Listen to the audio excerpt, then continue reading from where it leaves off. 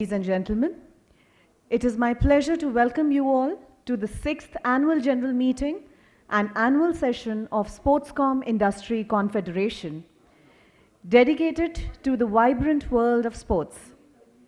Whether as players, fans, or industry leaders, sports unites us all and offers endless opportunities for growth and innovation.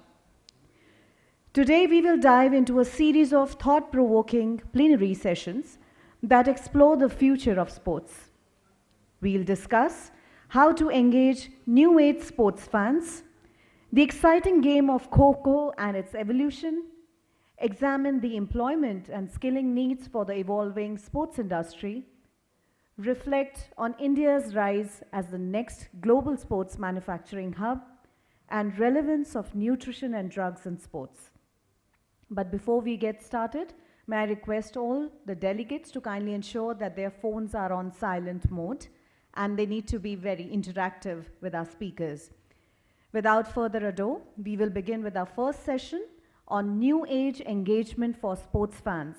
And to steer the discussion, it is my pleasure to introduce our esteemed moderator, Mr. Abhishek Benekia, Partner, Leader Sports Advisory and Technology Advisory, Grant Thornton Bharat, LLP. Abhishek is a luminary in the sports and technology advisory arena with an impressive career spanning over 2 decades in multiple geographies. His adept leadership in strategic advisory, technology, client relations, and organizational growth has been instrumental in elevating sports organization to new heights of success. May I now invite our distinguished speakers for the session. May we have on stage Mr. Ramakrishnan Subramanian, founder, Sports Mechanics. I request everybody to kindly give a round of applause, please. Dr. Mohan Kumar, founder, Fan Play. Mr. Chintan Shah, director, Sports Interactive. Mr. Paroksh Gupta, managing director, A&W Capital. Mr. Nishant Shah, founder, Sports First Technologies. And now I request Mr. Benekia to kindly hand over and kindly take on this exciting discussion and session, please. Over to Mr. Benekia. Thank you.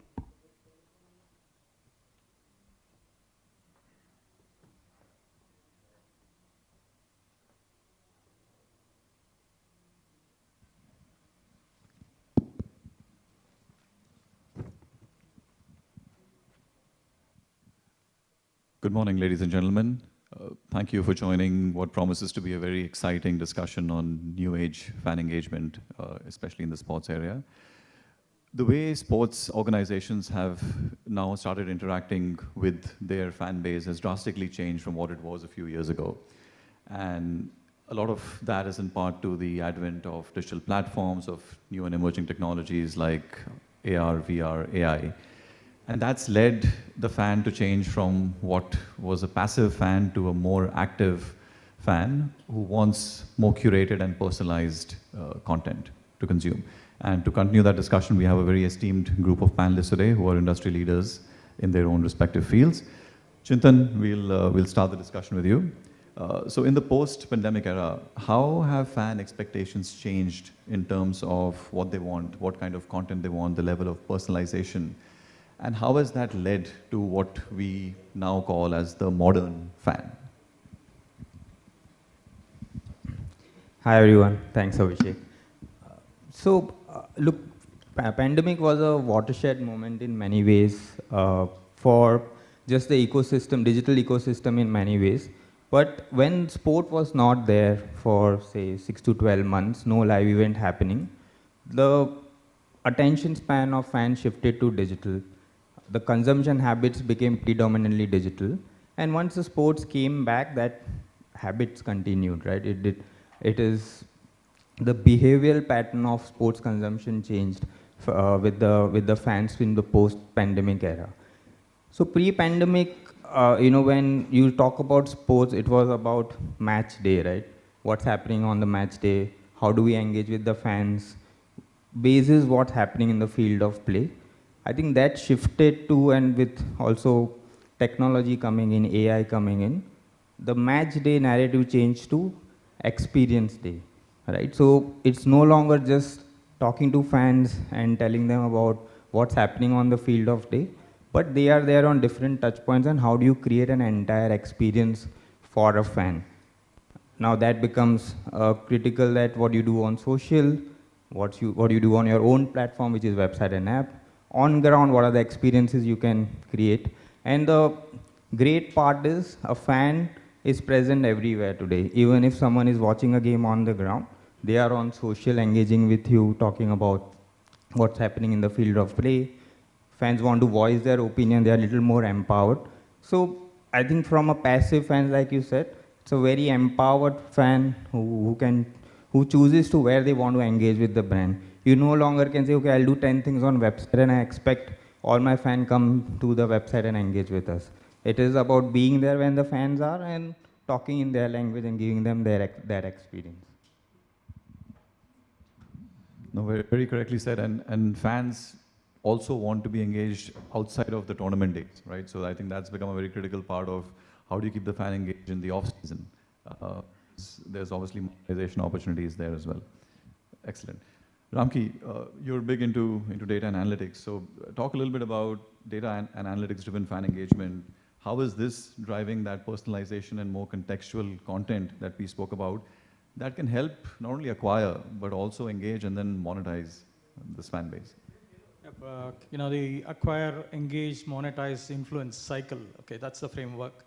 How do you acquire fans? How do you identify new fans and take them on a journey from a casual fan to a fanatic? How do you engage with them? Because the digital loyalty is very less. Today, at the flick of a finger, they're going to the next destination. So if you don't engage them in the first 5 milliseconds, you're going to lose them. So how do you engage with them? Increase the dwell time on the app so that the new opportunities, transactional opportunities arise out of it. So how do we also use the fan to influence and build the community fast? So it's all about, ultimately it's all about building the community. How do you build the community quickly in an accelerated manner?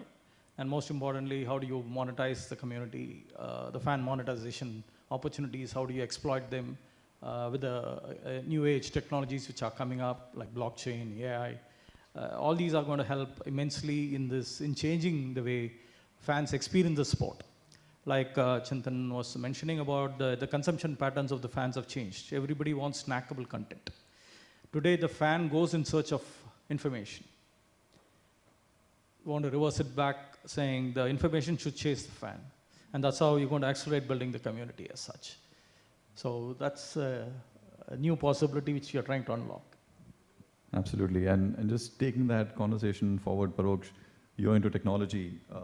How is technology and digital transformation being used to create these high engagement use cases and that actually can be replicated at scale? And any success stories that you have in mind that you can share? I think there's plenty happening. I think all of us are probably going to echo similar thoughts on the direction in which it's moving, more digital, more personalized, giving power in the hands of the sports consumer. We've seen some very interesting stuff happening across the world. I think there have been a few challenges, however. The most obvious success stories have been stuff like fantasy, for instance, that just added a new engagement tool for the traditional sports consumer.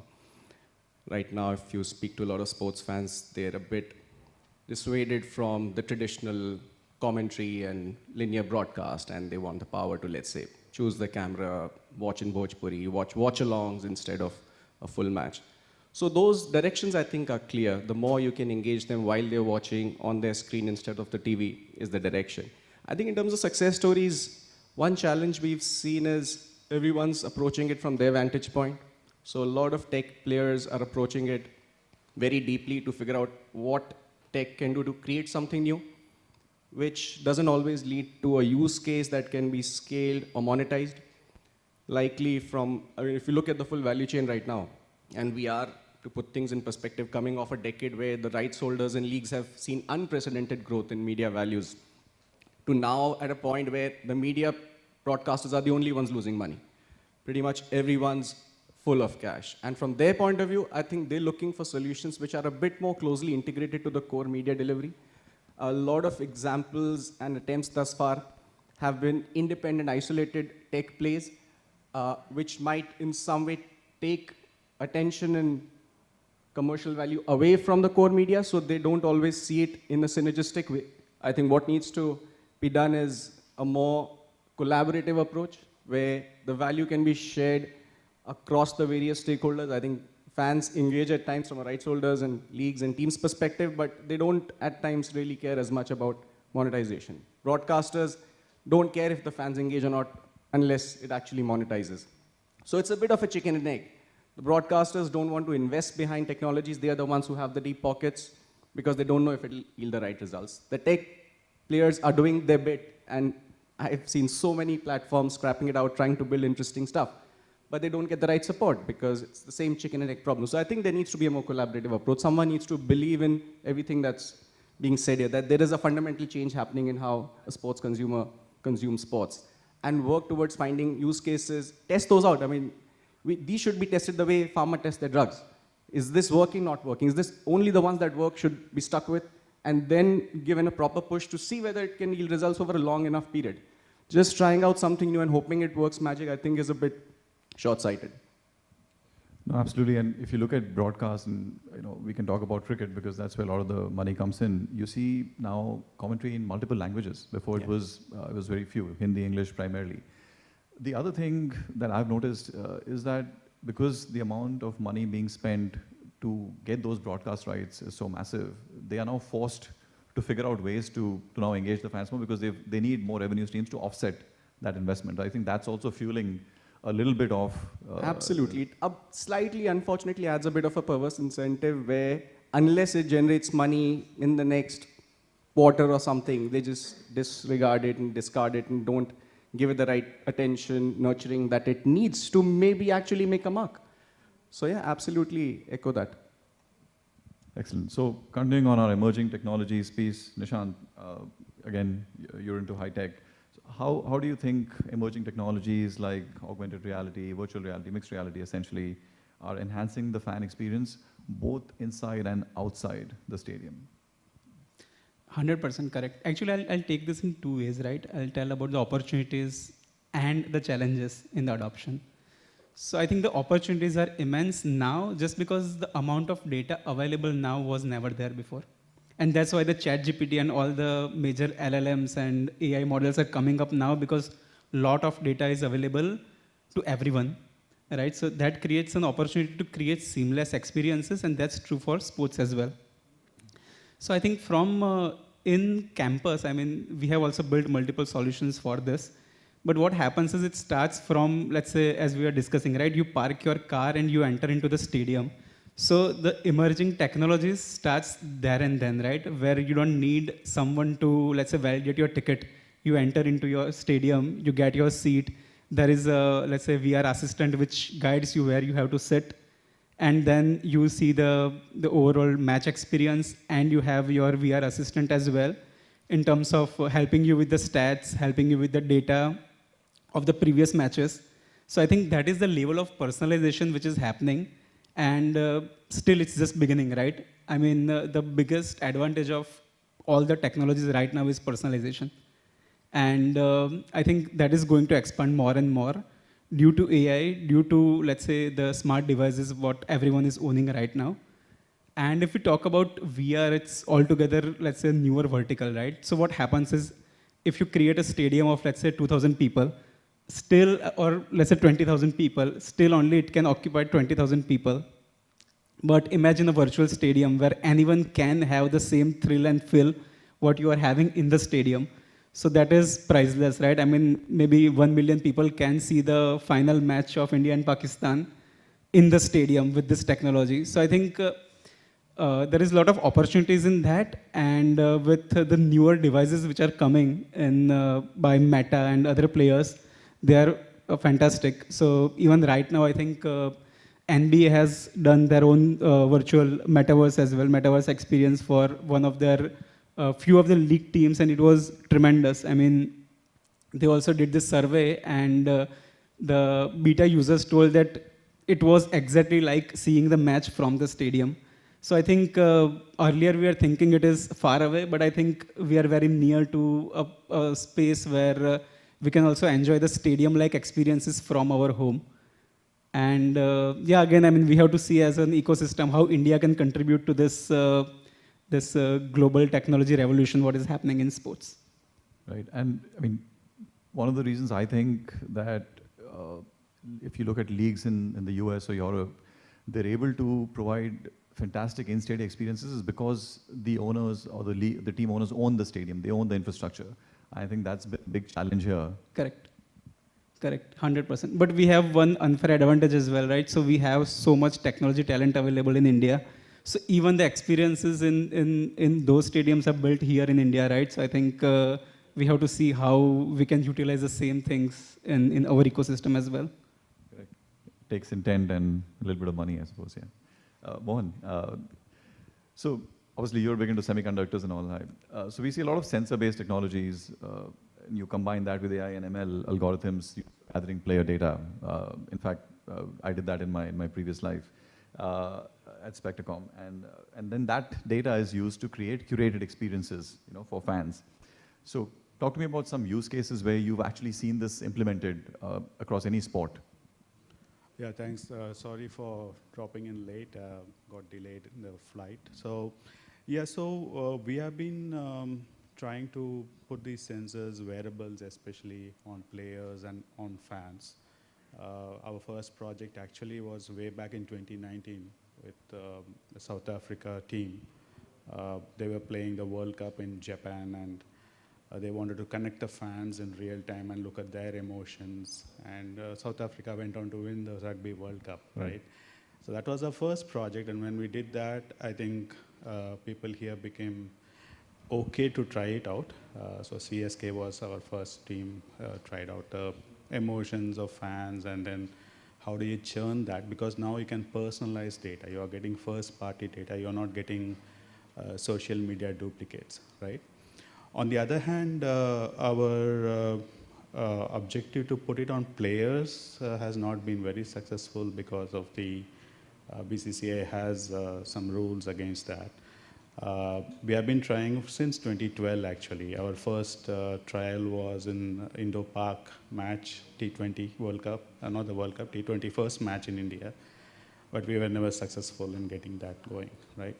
So across the world, I think now recently you would have seen Ronaldo playing with the Whoop, and they were able to show the data, right? Now, how is that engaging is the question, right? So a fan who's deeply involved in the game would love to see that kind of data. And I think Boat or Noise, I'm not sure, also put out for Neeraj Chopra when he did the javelin throw. What was the heart rate of fans, right? So that data becomes very critical because when you look at the advertisement dollars which are going in, they would like to connect with the fan at that most, emotional state, I would say, right? That's the whole idea behind advertising and all of that, right?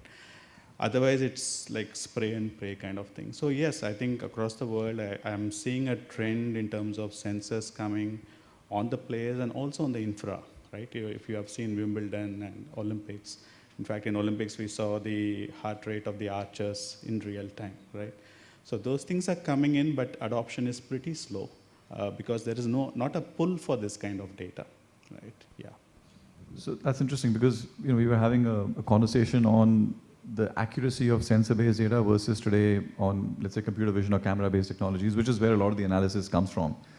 So if let's say you put a sensor on a cricket bat, you'll get a lot more accurate information in terms of your bat speed and power, but it's the player's equipment. So there is obviously a challenge there, right? And what we are seeing today is from data from primarily multiple cameras, obviously high quality cameras, but do you believe that accuracy gap is still significant for sensors to make more sense as compared to some of these camera-based technologies? Yes, certainly. I think sensors on the equipment or on the player will add a lot of data. I mean, very, very rich and accurate data, which is not possible with computer vision-based analytics.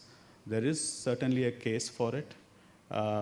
We know in FIFA, they do use wearables, and despite being it a contact sport and they roll and fall. So I don't see a reason why cricket can't adopt that, right? And the amount of data, not just from players, but even the fans. If it were churned together, it makes for interesting propositions going forward. Absolutely.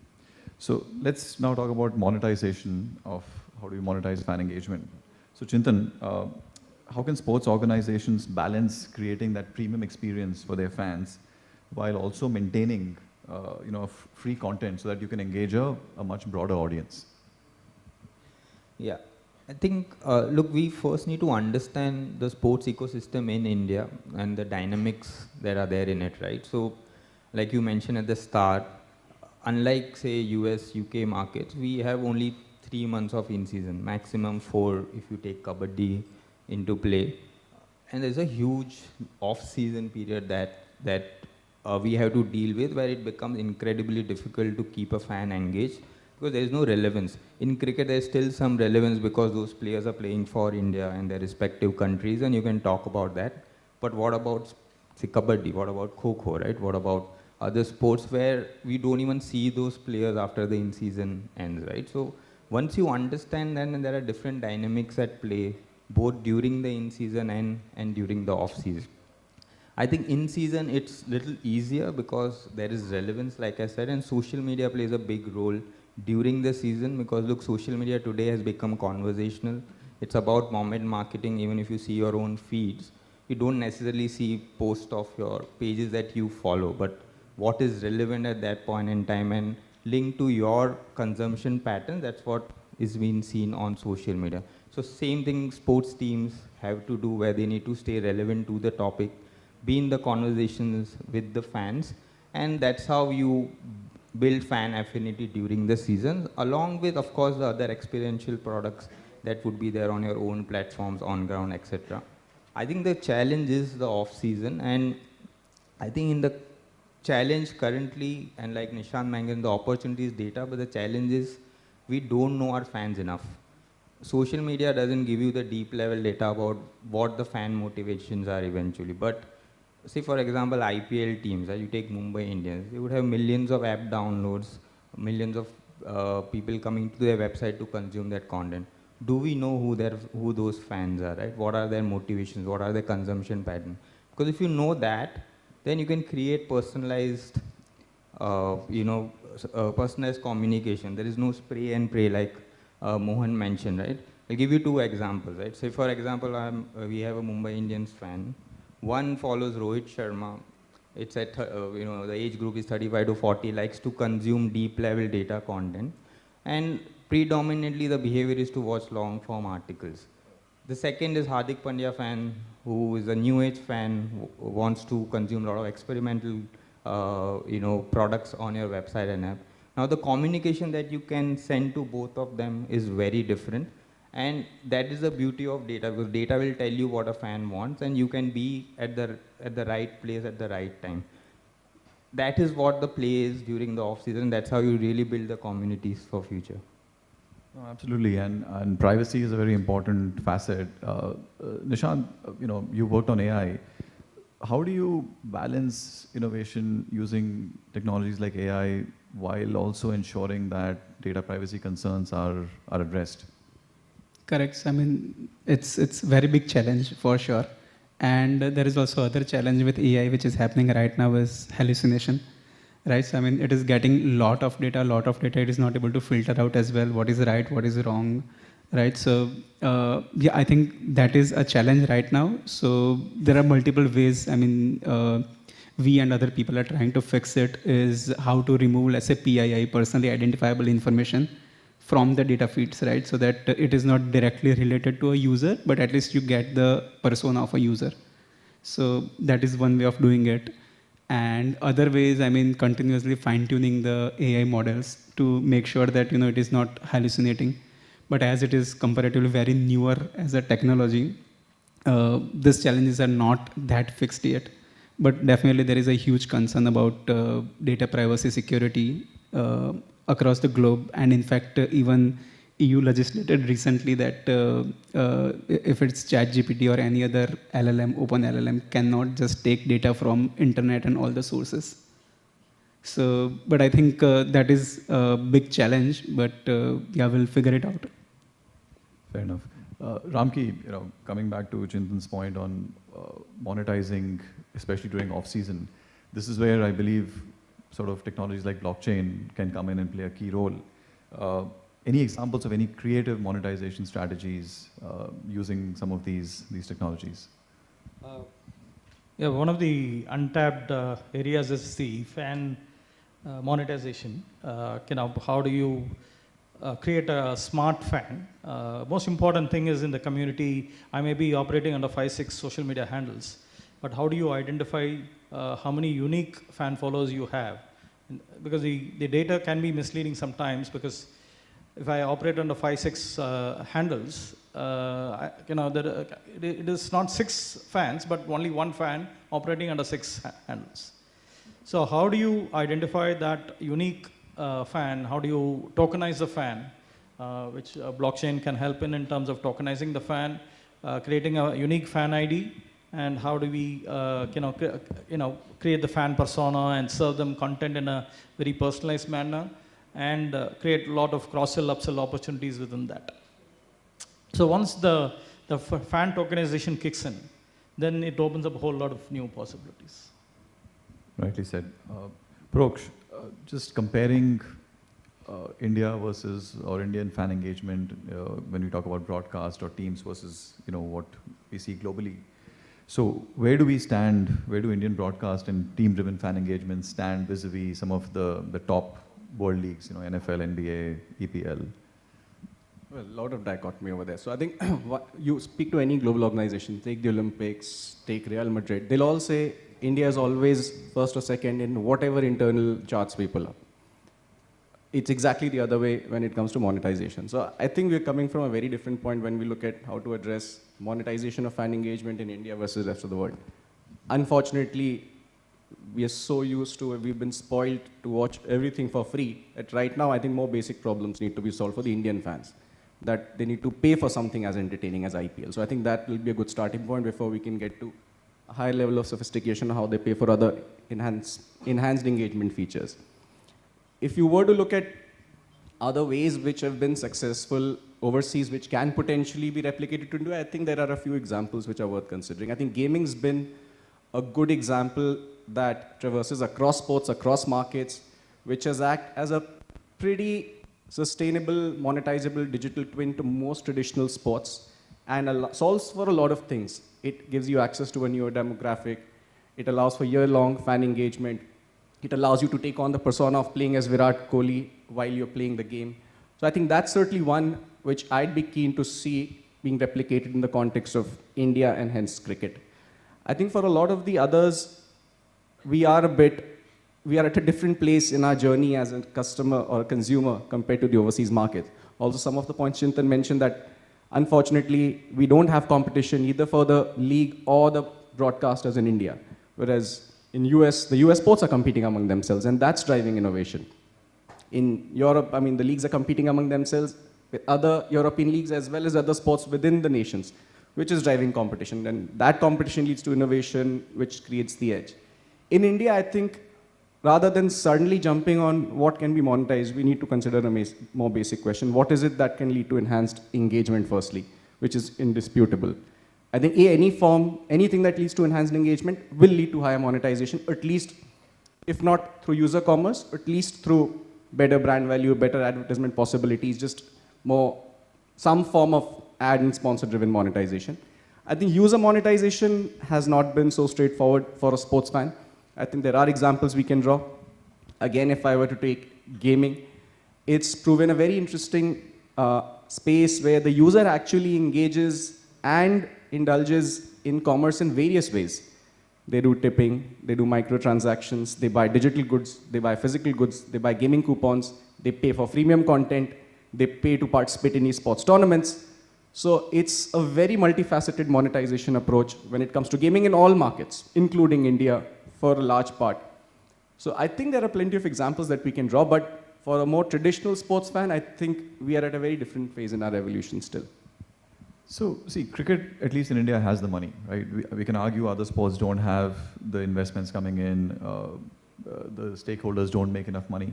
Why then have we still seen a lag in where, let's say, an IPL or the teams associated with IPL engage with their fans vis-a-vis the NFL. I mean, it's the second most valuable league now in the world, IPL. Well, at some level for most of the stakeholders, and I don't think it's fair to club all stakeholders as sports bodies. Each has a very different objective. I think if you look at the IPL or BCCI, I mean, there's no need to change anything. It's doing as well as they'd have ever hoped for. So there is no impetus at all, according to me, for them to do anything drastically different to what's already happening.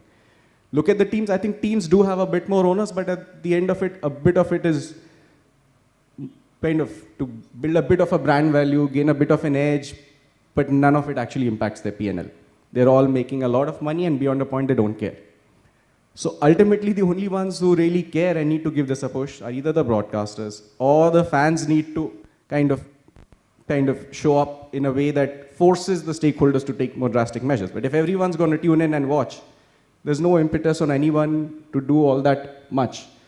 There's money, yes, but it's almost an interesting situation where because of the market share that cricket has, it's become so strategic that larger players have forgotten about, or rather rightly or wrongly, just taken a very long-term view on using cricket for more strategic measures and using it to build market share and build kind of larger platforms. That monetization's become a bit distant in terms of their problem statement. But it'll come. I think this is the right time to be building all of this. And I do think India should maybe consider building for the world. I think if we just stay too focused on building for India, then we'll be stuck with some of the handicaps of cricket in India, which is at a different place to where the world is. Just to add to that, you're talking about numbers. The numbers are huge.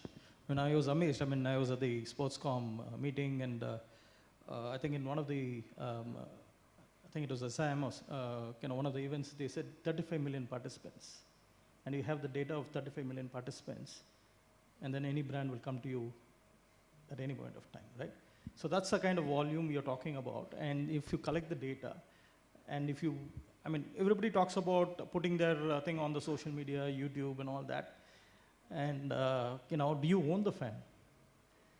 Nobody owns the fan. It's Facebook and Twitter who owns the fan. They are laughing their way to the bank with your content. So how do you own the fan and look at the valuation of a Mumbai Indians or a CSK if they own the fan?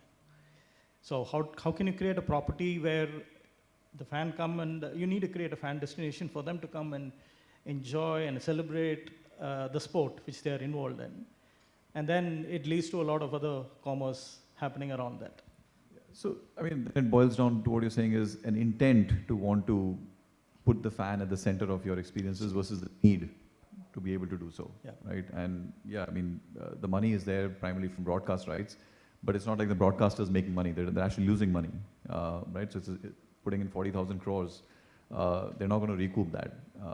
So somewhere I think that desire to put the fan at the center has to come from every stakeholder. It is happening in every state. The other previous meeting, there was some gentleman from Jammu and Kashmir who again quoted the same kind of numbers, for local sports, okay? For a kabaddi or a kho-kho, these are the numbers we are talking about. So volume-wise, we have the scale. And just another point. I think that the Indian consumers fundamentally don't pay has been, fair to say, dispelled as a myth. I think if you give them value, they pay. Again, take gaming as an example. No one would have thought something like PUBG would be doing like more than 100 crores of monthly revenue in India. So it's flabbergasting figures.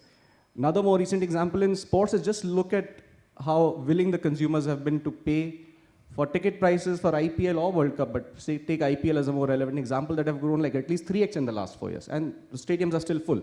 So give them value, they'll pay. And this is for the stadium experience that we just discussed. India is at least 30 years back in terms of stadium experiences. So Indian consumers will pay. I think give them value, give them something that they can hold on, they'll pay. No one has actually properly tried it out to make them pay. Fair enough. Mohan, coming to you, from a tech innovation perspective, over the next 3 to 5 years, what do you think are going to be the top 2 or 3 innovations that we'll see focused on driving fan engagement?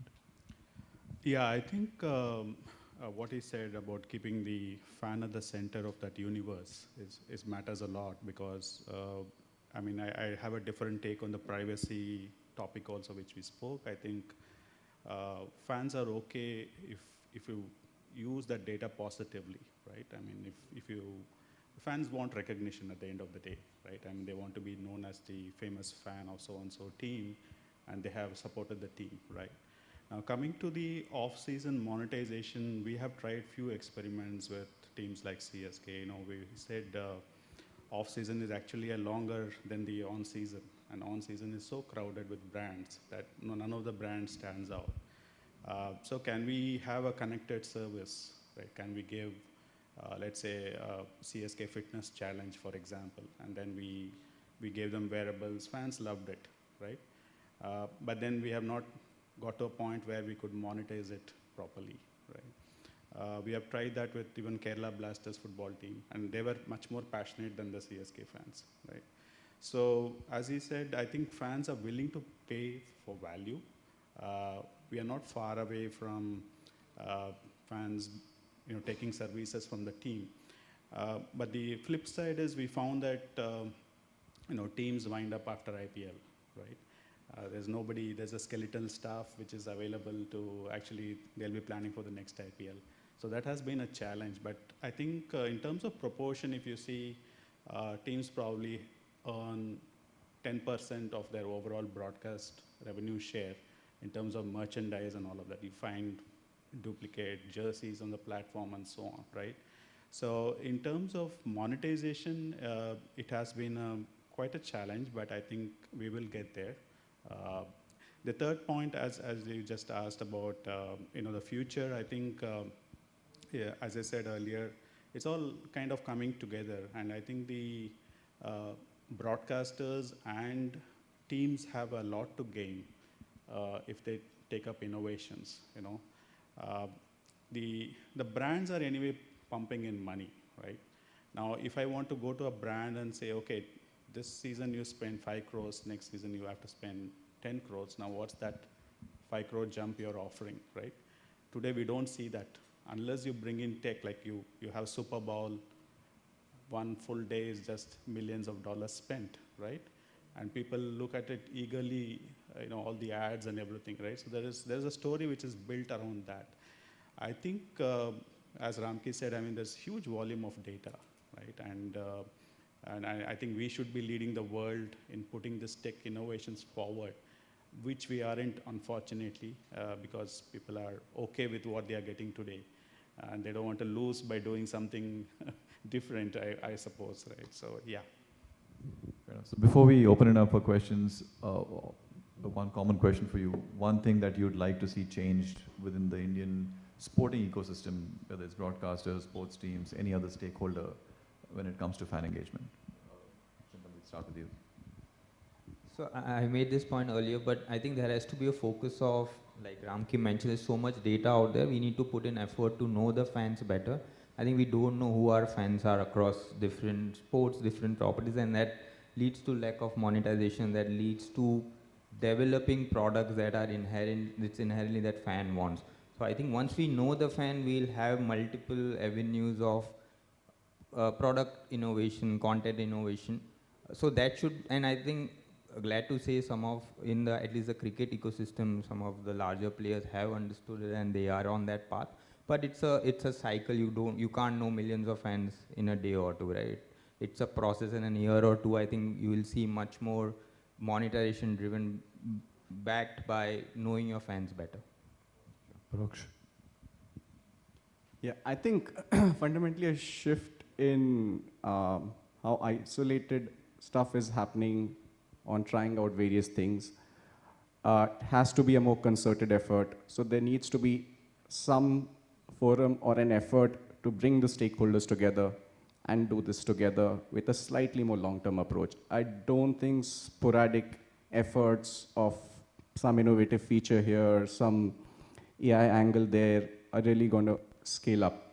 Needs to be with all stakeholders coming together, the outputs being needle moving in the long term, testing it out thoroughly, scientifically to see what works, what doesn't, and then implementing it and giving it time to yield the results. Ramki, your thoughts? Yep, I would love everybody to think through an integrated approach towards building the community and you know, monetizing the community as such. because there are a lot of effort being put in a siloed manner. As far as if you're having a data-driven approach, then you need to have an integrated approach. The siloed approach will not work because everybody is collecting data and that data is not available to the, for instance, the ticketing agencies, they collect a lot of data, but that is not available to the BCCI or the IPL. Okay, so how do we have an integrated approach? And a lot of cross-sell, upsell opportunities can emerge once you have an integrated approach. Fair enough. Yeah.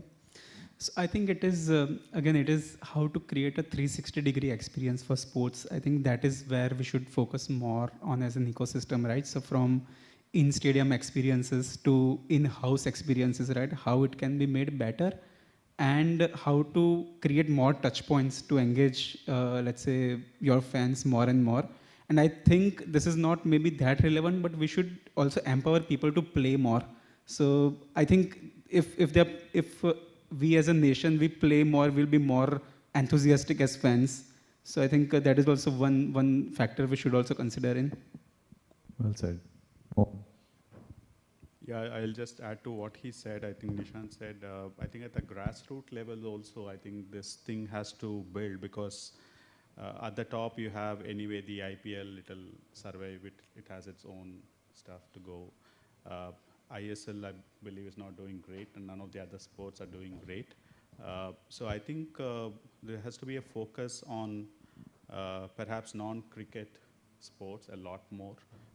We need more Olympians than cricketers, I believe.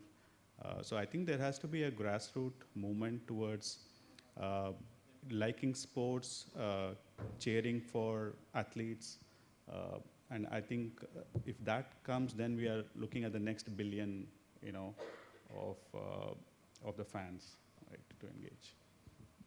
All right, we'll open it up for questions. Anyone? No questions on fan engagement? Yes, Pallavi, please. Hello, everyone. That was quite an eye-opening session. I'm Pallavi.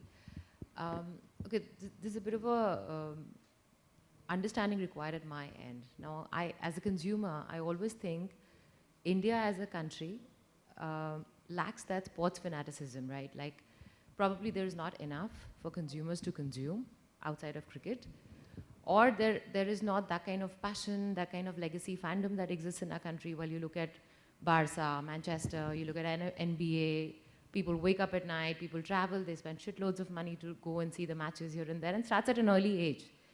Do you think this is a problem that happens because of the lacking fan engagement? Because this community has never been nurtured or taken care of in a certain way? Do you think the country lacks the passion or the fandom because of this aspect? I'm happy to give my take, but I'll let everyone chip in as well. So I think culturally, historically, India has evolved very differently to say how a European market has. It is true that sports has been a far more integral part of the community building and local fabric in European countries and to an extent US lifestyle as well. Compared to India, I think our problems over the last 60 years have been more basic. So we are at a different place. We are a developing economy that's getting there. So it's only natural that now we are increasingly seeing people going out a lot more. I do have a slightly different take on the participation level of sports in India. I think those have been consistently healthy and have only grown exponentially over the last 4 or 5 years, which has widened the gap between participation and consumption. I think on the consumption side, take any in-stadium experience, for example. We go for IPL, but there's just not enough propensity to go for much else, which is very different to the European fabric. I mean, take Paralympics. Even in Paralympics, the most obscure sports still had healthy spectator support and a good vibe, whereas in India, it'll be an empty stadium, I'm 100% sure. So I think these things will, behavioral changes which will take much longer. I don't think just mere fan engagement will fix it. It's a much longer road, and that's fine. I think we need to take smaller steps in first diversifying beyond cricket, giving them the right value, and then moving on from there. And I had a point. So look, it's a little unfair to compare even IPL ecosystem to European ecosystem. They are 100-year-old clubs. our ecosystem is 10-year-old baby, to be honest, or 15-year-old, right, in IPL case. So, and look, I think fan engagement is there. So during that 3 months when IPL is on, Mumbai Indians, CSK, RCB would top the charts in terms of engagement video views globally, right? So during that relevance period, I think the fans are engaging. The problem is long-term loyalty for the team, because today India as a market is still very player-driven fandom, right? So today CSK fans are CSK fans, but they're there because of Dhoni. Same with RCB with Virat and MI with Rohit. So I think this is, the ecosystem will evolve. I wouldn't say fan inherently don't have that fandom, they does, but I don't think they have that loyalty that, say, the European clubs would have from their fans, and that will evolve as the ecosystem evolves. I also think, Pallavi, India is a culture that needs heroes, right? So if you have heroes, the following for that game particularly, it will pick up. So when Neeraj won gold at the Olympics, there was a massive uptake in people wanting to learn javelin. We've unfortunately done only at a national level well in cricket, which is why and that's grown over 30, 40 years. I think the moment you see some other sport pick up to that, even half of that level, that loyalty will automatically go up. I think also India is a sport viewing population, and how do you present them in the way they would consume it better? The experience around that is important. I think a lot of news around the OTT getting developed in the recent days, but sports genre movies are not there. Sports docu-series is about a 64 billion market, which is waiting to explode, right?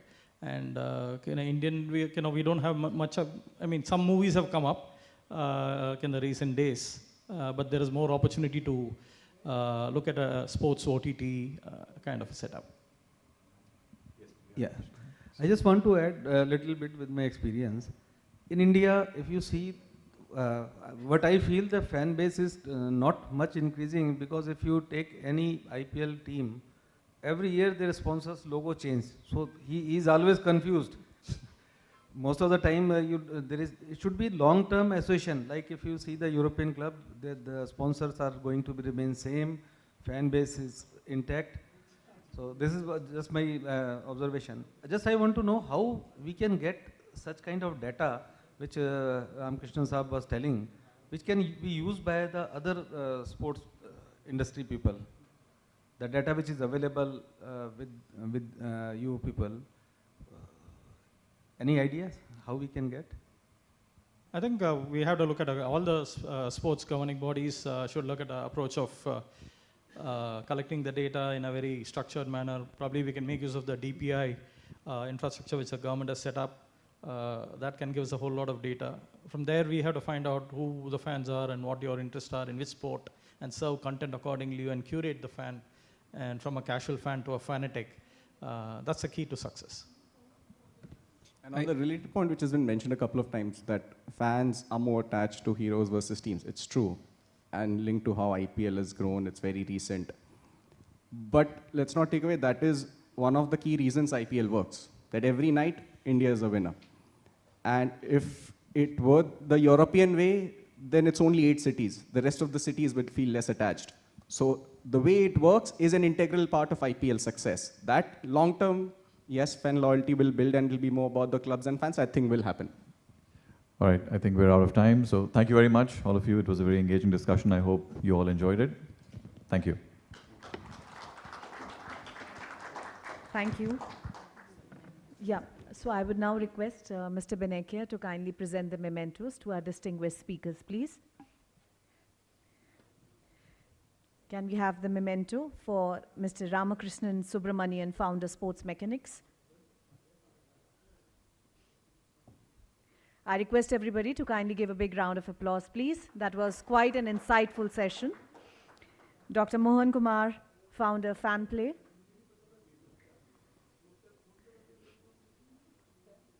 Mr. Chintan Shah. Mr. Chintan Shah, Director, Sports Interactive. Mr. Paroksh Gupta. Managing Director, A&W Capital. Mr. Nishant Shah, Founder, Sports First Technologies.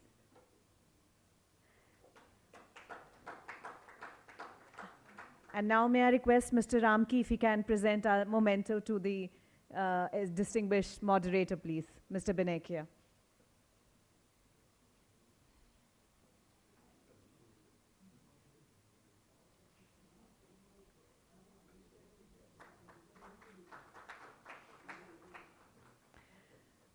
Thank you everybody.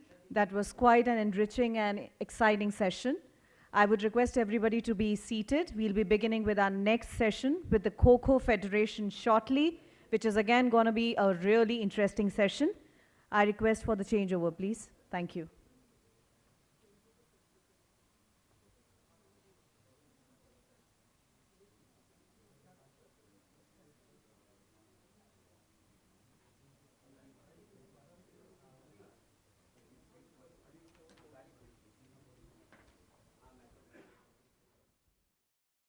Is a special session with Kho Federation of India.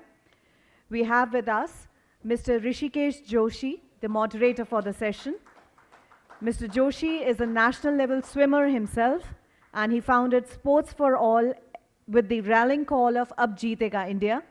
Making his 3-decade experience an enabler, he aspires to revolutionize the sporting culture and to empower the sporting talent pool in the country, beginning from the grassroots. Adding to this, his contribution to some of the India's most premium sports IPs for more than 15 years now is highly commendable. I request everybody to give a big round of applause. He's also the Secretary, Sportscom Industry Federation. May I now invite on stage our distinguished speakers for the session.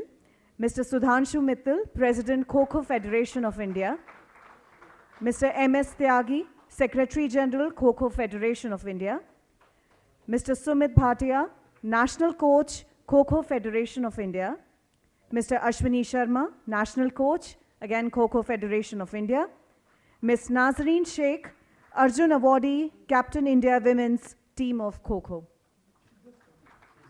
Okay, she'll be joining us shortly for the session, please. I welcome you all and requesting Mr. Joshi to kindly welcome our distinguished speakers, please.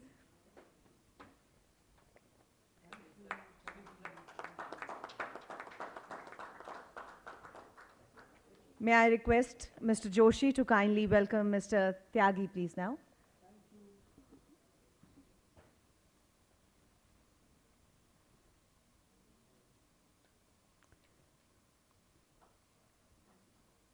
Mr. Sumit Bhatia.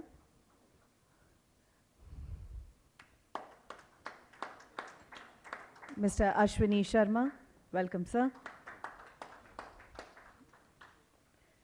I request Mr. Joshi to kindly take over the session, please. Thank you. Hello. Good morning, everyone. Firstly, thank you so much for being present here.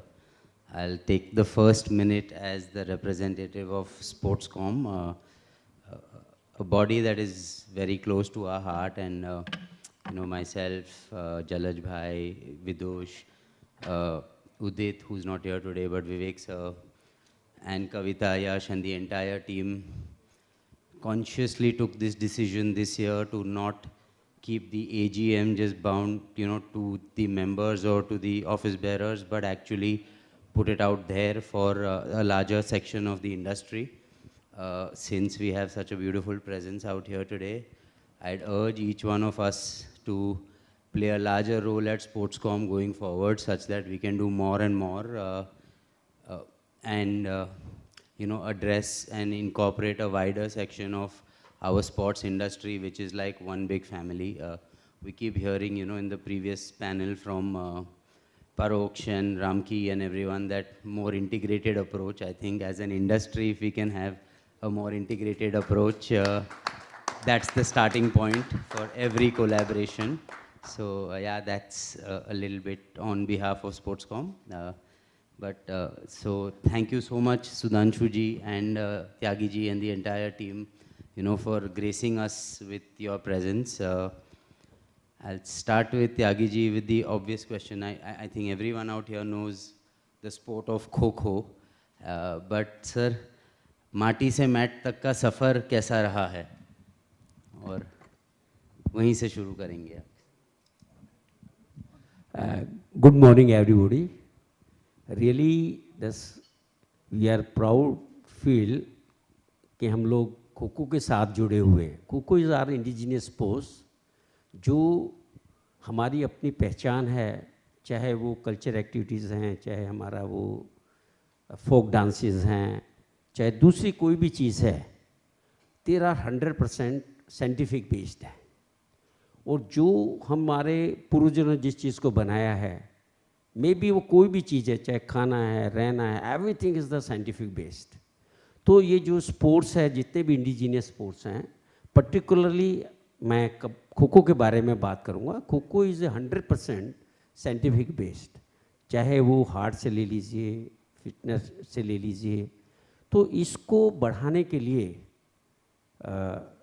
अब तक जिन लोगों ने काम किया बहुत अच्छा किया, लेकिन 2017 में मुझे जो एक लीडरशिप मिली सिद्धांशु मित्तल साहब की, और मैं खो-खो खेला हूँ, बचपन में कोच रहा, फिर मैं एडमिनिस्ट्रेटर रहा, डायरेक्टर रहा मैं स्पोर्ट्स अथॉरिटी में.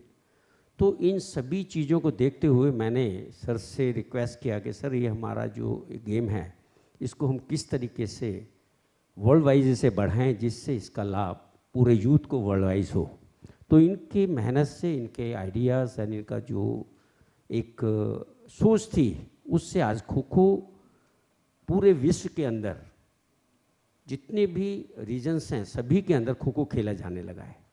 और इतने शॉर्ट पीरियड में मैं ये कह सकता हूँ कि खो-खो का जो विकास हुआ है, जो इसमें एक उत्थान आया है, जो इसमें एक क्रांति आई है, उसके पीछे सिद्धांशु जी और हमारी जो टीम है उसका भरपूर योगदान और भरपूर हम लोगों ने इसके पीछे काम किया है.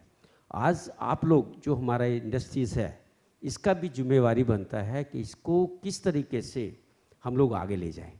इसमें मैट्स हम लोग पहले जो खेला जाता था वो ज़मीन पर खेला जाता था, डिफरेंट उसमें कहीं बजरी थी, कहीं रेत था, कहीं पर डिफरेंट प्ले फील्ड्स हमें मिलते थे. लेकिन आज जो मैट के ऊपर ये आया है, तो उसमें सर का बहुत बड़ा योगदान है. और हम लोगों ने ऐसा ही नहीं, हम लोगों ने इसको उसके डेंसिटी, उसमें चोट इंजरीज अवॉइड किया जा सके, इन सभी चीज़ों को देखते हुए हम अभी भी एक्सपेरिमेंट कर रहे हैं शू के ऊपर, मैट के ऊपर, जो और दूसरा स्पोर्ट्स में एक हेल्प हो सकती है इंजरीज अवॉइड करने के लिए. उन सभी पर हम लोग आप लोगों की मदद चाहेंगे. तो रियली अगर आप लोगों का हम लोगों को सहयोग मिलेगा, तो मैं ये बड़े प्राउड से कह सकता हूँ कि हमारे कंट्री का जो स्वप्न है प्रधानमंत्री जी का मेक इन इंडिया के हिसाब से, तो ये हमारा स्पोर्ट्स भी मेक इंडिया के उसमें आ जाता है. आप जो उसका बढ़ावा करेंगे, जो आप उसमें इक्विपमेंट्स प्रोवाइड करेंगे अच्छे से अच्छे, तो आई थिंक्स ये हमारे लिए एक बहुत ही प्राउड की बात है. नॉट फॉर मी, दस पूरे देश के लिए. हमारे को यदि हम विश्व के अंदर अपना कोई चीज़ चाहते हैं, यदि उसकी हम कल्पना करते हैं कि पूरे विश्व में हो, तो really that is a great for us. So इसके साथ really I am thankful to Sportscom, जिन्होंने इतना अच्छा एक प्लेटफॉर्म तैयार करके हम सब बोलने के लिए हमें यहाँ पर बुलाया. Really we are very thankful to all of you. Thank you. Thank you so much Tyagi ji. और मैं एक बात दावे के साथ कह सकता हूँ, because I have had the opportunity of interacting with the Kho-Kho Federation, with Sudhanshu ji, Tyagi ji and the entire team.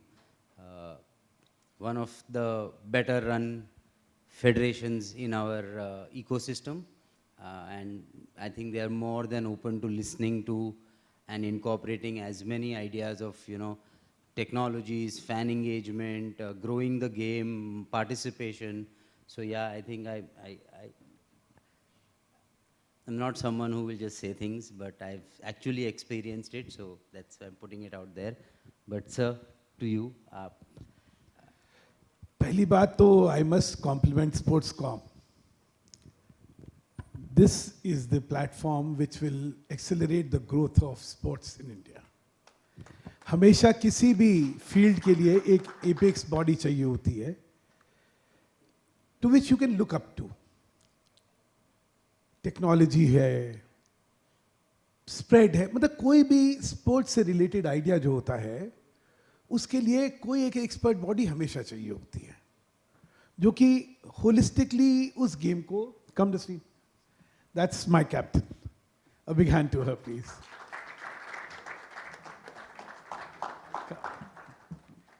तो इसलिए स्पोर्ट्सकॉम ने वो जो जगह बनाई है उसके लिए बहुत बहुत आभार आपका. And as I said, you have to expand your role. मैं हमेशा चाहता हूं कि जो हम जैसी फेडरेशंस हैं उनको हैंड होल्डिंग की ज़रूरत होती है, क्योंकि सारी चीज़ों का ना ज्ञान होता है हम लोगों के पास, ना ही इतने रिसोर्सेज होते हैं कि हम लोग खुद ही अपने आप सारी चीज़ें डिस्कवर कर सकें with the help of consultants और एक्सपर्ट्स. सो अगर एक बॉडी के पास हम लोगों का हैंड होल्ड करने का wherewithal होगा तो I think sports will go a long way in this country. पहली बात. दूसरी बात, seeing a khadi clad political entity as a sports administrator is the worst thing you can ever have. शुरू से we start with a negative image कि नेता जो है यहाँ पे सिर्फ जो है खेल को खराब करने के लिए आ गए हैं. They are the devils. They are the evil and they are the devils. Well, to fight this perception is really a very tough job, but I think जुनून जो है वो ज़्यादा महत्वपूर्ण होता है इन इमेजेस से. तो I think खो खो की जो पूरी कम्युनिटी है, it's a great family, it's a great family. अभी त्यागी जी तारीफ कर रहे थे तो we both belong to something called the mutual admiration society. मैं इनको कहता हूँ वाह हुजूर आपकी वजह से सारा हुआ, ये मुझे कहते रहते हैं कि आपकी वजह से हुआ. द फैक्ट, लेकिन let me put the record straight, it's entirely the handiwork of Tyagi ji. He has worked really hard at the grassroots level. He has worked hard to create the organization. We are proud to say we are in 680 districts today in the country. मिट्टी से mat का जो सफ़र है उसमें शिवनरेश जी बैठे हुए हैं. इनको वी बीन हाउंडिंग हिम कि भाई हमें परफेक्ट मैट चाहिए.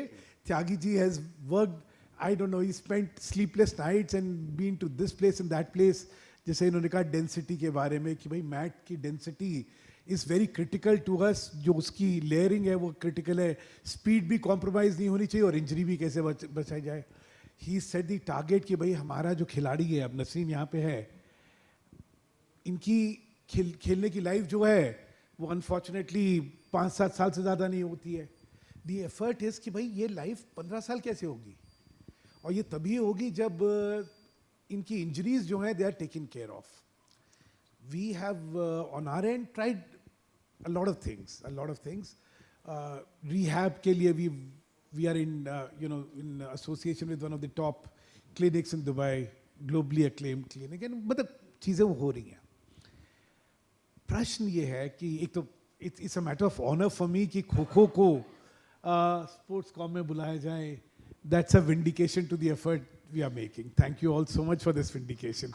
It's a great encouragement for all of us. Sir, just leading up to one more question from there on, क्योंकि आपके पहले टेक्नोलॉजी और फैन एंगेजमेंट का पैनल हो रहा था, और somebody spoke about owning the fan, somebody spoke about इतना सारा डेटा है, इतना mass participation, like one of the very few sports that will have this participation in millions. आज आप इंडिया के कोई भी, like not just like the states where Kho is renowned for, but sir, if I'm not mistaken, more than 20 states में, right up to the union territory level, right up to the Zila Parishad level, there is a crazy amount of participation when it comes to Kho. Aaj, when we look at Kho in different on different platforms like your Khelo India Youth Games and National Games and all of it, you will see some of the highest spectators coming to watch the game of Kho, more than, probably sometimes basketball and football like as well. So, sir, how are you looking to this amazing mass accepted game, a game accepted by the masses? You are like, leading that responsibility for all of them. How do you look at it, and how would you like to leverage it, sir? Yeah, two things. किसी से जब खो खो की बात करता हूँ तो उसके चेहरे पे एक बड़ी प्यारी सी मुस्कान आती है they all say हमने भी खेला है स्कूल में, क्योंकि this is one mass sport where no equipment was required, no infrastructure was required. So all of us has at some point or the other been a part of Kho-Kho, and that's the strength we have. It's a mass sport. हर गली मोहल्ले धानी चौकी गांव जिला पर मतलब कहीं चले जाइए खो खो जरूर हुआ है, क्योंकि मैंने कहा ना इसमें पैसे ही नहीं लगते थे. बाकी खेलों में तो भाई बैडमिंटन खेलने जा रहे हैं तो 3,000 का तो डिब्बा ही आता है, टेनिस खेलने जा मतलब कोई भी खेलेंगे तो उसमें एक इंफ्रास्ट्रक्चर की रिक्वायरमेंट रहती थी, इसमें कुछ भी नहीं रहती थी, इसलिए मास स्पोर्ट है.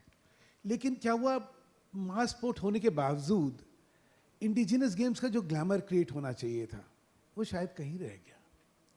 Kabaddi did a great job, I must compliment kabaddi, कि उन्होंने एक इंडिजिनियस गेम को वाकई राष्ट्रीय और अंतर्राष्ट्रीय पटल पे लाके रखा. मुझे सिर्फ थोड़ा सा उनसे ये गिला है कि उनको उसको सिर्फ छोटे दायरा इतना कम नहीं रखना चाहिए था. 40 साल से जो खेल एशियन गेम्स का अंग है वो आज विश्व भर में हर जगह खेला जाना चाहिए था. लेकिन मुझे लगता है कहीं कुछ कारण तो रहे होंगे. लेकिन since technology has a very big role to play, and एक और मैं I'm just throwing an idea. You see, I've always been thinking कि भाई after all हिंदुस्तान में स्पोर्टिंग कल्चर आएगा कैसे? कहना बहुत बड़ा आसान है, खेलो इंडिया फिट इंडिया ये सब बहुत अच्छे हैं और बड़े वेल मीनिंग स्लोगन्स है, but how do you translate this into being there at the grassroot level? See we need to map the sporting infrastructure available at the grassroots level. जब तक आप उसको मैप नहीं करेंगे तब तक माइक्रो प्लान बनेगा नहीं, माइक्रो से मैक्रो प्लान नहीं बनेगा. नीचे से ऊपर अगर आना है तो पहले नीचे की जानकारी होनी ज़रूरी है और बहुत बहुत डिफिकल्ट नहीं है. आज के दिन गूगल की इमेजिंग में हर ग्राउंड किसी गांव का किसी तहसील का आपको हर स्पोर्टिंग इंफ्रास्ट्रक्चर वहाँ जो है वो दिख जाएगा. उसको मैप करके सिर्फ क्या करना है, अगर रियली मास कल्चर अगर इस देश में स्पोर्ट का क्रिएट करना क्या है? एक आदमी जो पीटी करवा सके, पीटी जिम्नास्टिक करवा सके, और एक आदमी जो एक खेल को सुपरवाइज कर सके, कोई भी लोकल फ्लेवर जो हो. अच्छा, इतनी बड़ी फौज है हिंदुस्तान की, इतनी हर जगह कंटोनमेंट है, पैरामिलिट्री फोर्सेस है, रेलवे है, ये है वो है, मतलब if you look at the entire infrastructure, there is such a huge infrastructure we have which can spare 2 people just two on a regular basis 3 बजे से 5 बजे तक इस जगह ये खेल होगा. 1 घंटे पीटी होगी, 1 घंटे फिटनेस हो जाएगी, 1 घंटे. आप देखिए साहब इस देश का टैलेंट कितना गजब का टैलेंट है, वहां से वो निकल के आएगा. You have to institutionalise sporting activity, and उसमें एज आई सेड टेक्नोलॉजी का इतना बड़ा काम हो सकता, इतना बड़ा, मतलब आई मीन उस लेवल पे जैसे ही बच्चों की एनरोलमेंट होती है, जैसे ही उनका डेटाबेस बनता है, जैसे ही वो खेलना चालू करते हैं, देन आज तो साहब 9 साल के बच्चा को देख के आप बता देते कि इसका फ्यूचर है कितना नहीं है. When you have to invest with limited resources, you always invest in where the law of probability tells you that this is likely to be more successful. All these things can happen, and अगर हिंदुस्तान को power horse बनना है तो mapping ही तो करनी है. Talent बहुत है यहाँ पे. In such adverse circumstances, our players play and yet they are winners. Because there is so much of talent. मास होगा तो टैलेंट भी होगा ना, क्यों नहीं होगा? एक चीज आता है, फिर दूसरी चीज आती है कि the critical difference between excellence and podium is sport sciences. उसका कोई डिबेट ही नहीं हो सकता. आपको बायोमैकेनिक्स पे गौर करना पड़ेगा. अब वो जमाना गया, यहाँ पे अश्वनी जी बैठे हुए हैं, भाटिया जी बैठे हुए हैं, कोचेज हैं, and they've been seeing it. अब हर प्लेयर को इंडिविजुअल लेके चलते हैं हम लोग. Now these are not teams. These are teams of individuals who have to excel individually. And if they have to excel individually, you have to identify the gaps individually. इसका जब twist है तो इसका ट्विस्ट में कितना degree का twist है और होना कितना चाहिए, इसका लिगामेंट प्रेशर कितना आता है, इसके इसके इसके काफ की क्या पोजीशन है, हाइड्रेशन तो चलिए सभी देख लेते हैं. मतलब हर खेल का, and this not kho kho, take any other game, every different sport has a different biomechanic requirement. We have to get on to that. We have to get on to identifying each player by his abilities or his lack of abilities on specific organs of his game. Then, nutrition का और diet का कितना बड़ा खेल है साहब. बड़ा दुर्भाग्य होता है जब मैं खिलाड़ियों के खाने में तरी देखता हूँ, वो लाल तरी जो वो हमारा तड़का जब लगता है ना तो दाल में भी तड़का तैरता रहता है, वो खाना जब उसको कंपटीशन में खिलाया जाता है. I have a very anecdotal story to tell you all. You know, I had gone way back in 1990 in the Asian Games in Beijing. So अब तो तब भी कॉन्टिनेंटल फूड का थोड़ी बहुत एक्सेप्टेबिलिटी है, तब तो बिल्कुल ही नहीं होती थी. पैलेट के हमारे तो रिबेल कर जाता था पैलेट. तो गेम्स विलेज के अंदर सारे खिलाड़ी जो हैं वो तो खाना ही नहीं खा पाते थे. तो साहब ब्रिलियंटली सोचा गया कि भाई हिंदुस्तान से शेफ मंगवाए जाएं. तो कहाँ से मंगवाए गए? ताज के शेफ्स ऑफ फ्लोन इन. अब ताज के शेफ्स जो फ्लोन इन करे गए तो instead of making healthy food they made tasty food. तो उन्होंने बटर चिकन बनाया with all the gravy and all that. अब बटर चिकन खाने के बाद वो पहलवान क्या लड़ने वाला है आप खुद सोच लो. Issue is again the nutritional requirement today is mapped differently. When he's going to exercise, what's his requirement? उसकी mineral requirement क्या है, उसकी calorific requirement क्या है, अलग है. जिस समय recovery mode में उस समय अलग है, जब वो exercise नहीं कर रहा अलग है. ये सारी चीजें अलग अलग हैं. One shoe cannot fit all. And you have to marry this with his palate. अगर हम उसकी पैलेट के साथ उसकी न्यूट्रिशनल रिक्वायरमेंट को नहीं करेंगे तो कुछ नहीं होने वाला है. बट दुर्भाग्य ये है कि हम उतना माइक्रो डिटेलिंग नहीं कर रहे हैं, which you as a body of the entire fraternity must guide us all.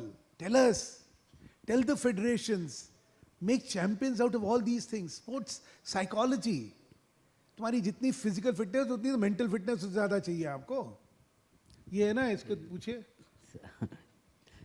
how to react, you know, but I mean, I was not wrong when I said the most passionate one of the most passionate federations that, you know, we should be kind of all trying to align with. इसीलिए मेरा आपसे कहना है, and एक और मैं कहना चाहता हूँ, we are resting on laurels of yesterday. क्योंकि साइंस की बात होती है. देखिए मुझे, I am one man who believes you have to be absolutely updated with the best practices globally. And that can only happen if you are in touch with all the research universities, जो sports sciences की universities है. मैं मतलब एक छोटा example देके मैं खत्म करूँ. बहुत बोल लिया मेरे को. मैंने कहा नेता के हाथ में कभी माइक नहीं देना चाहिए. That's the worst thing which can happen. You know, we love our voices. I mean,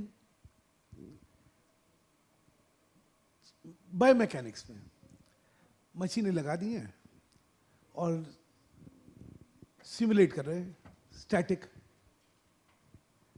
और वही चल रहा है. बड़ी बड़ी कंपनियां उन मशीनों को भी बेच रही हैं, बड़े बड़े हाई परफॉर्मेंस सेंटर्स भी बन रहे हैं और वो मशीनें चल रही हैं. वो जमाना था. आज you have to assess them on a real time basis. वो जब खेल रहा है ना तो उसकी क्या पोजीशन है, उसकी जंप जो थी वो उस मशीन पे खड़े होकर जंप नहीं चाहिए मुझे. वो खेलते समय उसने पकड़ने के लिए स्काई डाइव जो मारी थी उसमें क्या पोजीशन थी उसकी पोस्चर क्या था, उसका क्या था. ये सब नहीं हो रहा है. As I said, we are resting on laurels of yesterday. No, please get out of it. And I would blame the industry for that. अरे हमें कहाँ पता होगा कि ऑस्ट्रेलिया जर्मनी में क्या रिसर्च हो रही है, अमेरिका में क्या क्या चीजें हो रही हैं. What are the best practice? I would know. I mean like one of the things is that sir, आज आप ऐसे स्पोर्ट के साथ भी जुड़े हो जो probably वर्ल्ड की बेस्ट टैलेंट इंडिया में है, वो ट्रूवन है, इंडियन स्पोर्ट है. like it's a bit like what basketball means to America is what probably kho-kho and kabaddi mean to India. I have to make sure that we have stars here who are revered.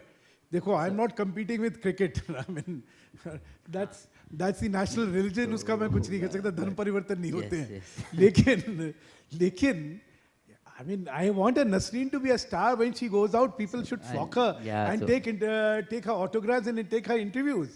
So Nasreen ji is an Arjuna awardee and the captain of the Indian women's Kho team. So big round of applause for her. And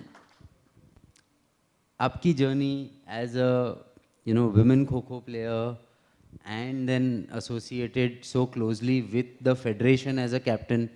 आप खाली sport पे focus नहीं करते, पर आप sport की growth पे भी टाइम देते हैं, फोकस करते हैं. तो टेल ऑल ऑफ अस कि वो journey as a captain of the team, जिसको सबसे ज़्यादा स्पोर्ट पे फोकस करना पड़ता है, पर आप फेडरेशन के लिए भी इतना कुछ करते हैं, तो वो कैसे बैलेंस होता है और वो एक्सपीरियंस कैसा है? नमस्ते. सबसे पहले तो मैं तहे दिल से शुक्रिया करना चाहती हूँ सुधांशु मित्तल सर का, MS त्यागी सर का, जिन्होंने इतना सपोर्ट करा.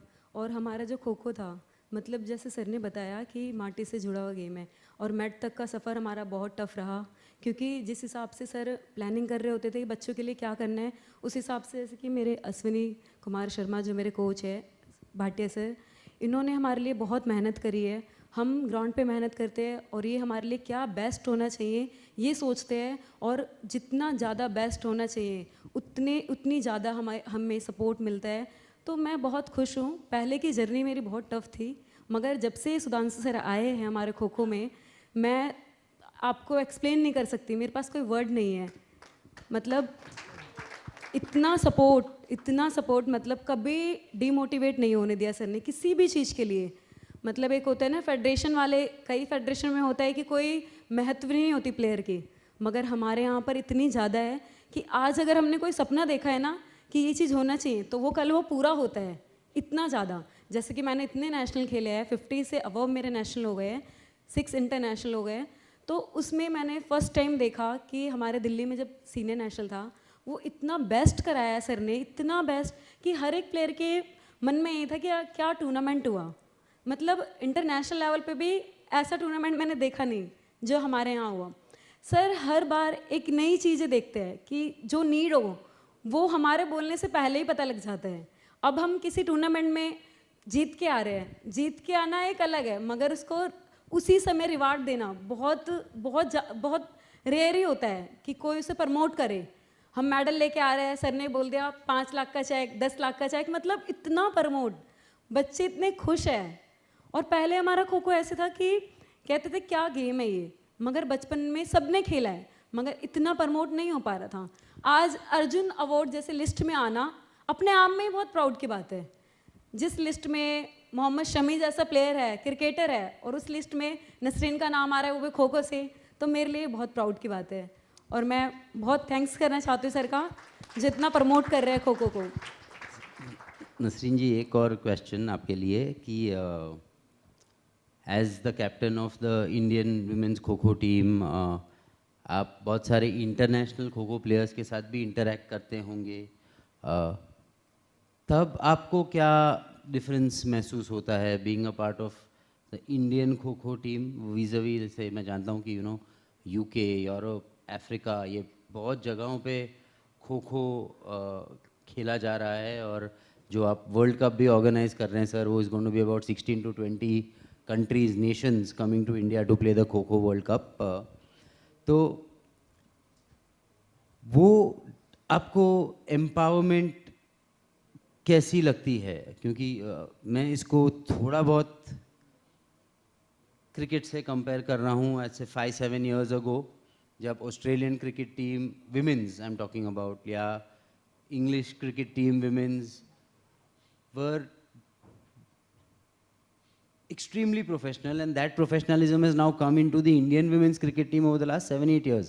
But आप already एक professional environment में आपकी टीम को nurture कर रहे हो, तो वो आपका internationally वो कैसे आपको differences नज़र आ रहे हैं?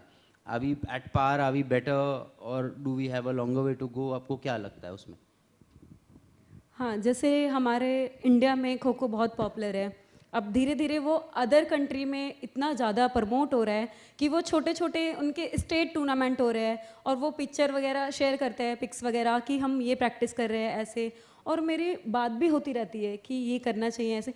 तो अदर कंट्री भी बहुत ज़्यादा प्रमोट हो रही है खो खो को लेके, और प्रैक्टिस वगैरह भी उनकी काफ़ी अच्छी हो रही है। और जैसे इंडियन गेम है तो जाहिर सी बात है हम बहुत बेस्ट है और हम बेस्ट ही रहेंगे, क्योंकि हमारा गेम है, ये इंडियन गेम है। तो बाकी और भी कंट्री अच्छा पार्टिसिपेट कर रही है इसमें। करेक्ट, नहीं तो उससे अच्छी बात है क्योंकि ओवरऑल गेम को प्रमोशन मिल रहा है। But you know, coming to the backbone of the sport, which is always the gurus and the coaches, Bhatia ji और you know शर्मा जी, कि आपको कैसे ये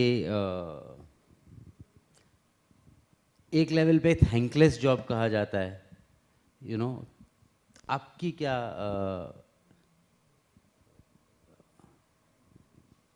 like federation, like from a federation's point of view it's different, from a player's point of view it's different, but from a coach's point of view, how do you view your role and the game's like you know journey overall? मैं सबसे पहले ये बताना चाहूँगा कि एक समय था जब एज ए कोच पर हम को एक थोड़ी शर्म सी फील होती है कि हम ये कहें कि हम खो खो के कोच हैं। NIS में भी हम खो खो कबड्डी कोच कहा करते थे। वो समय धीरे धीरे चेंज हुआ।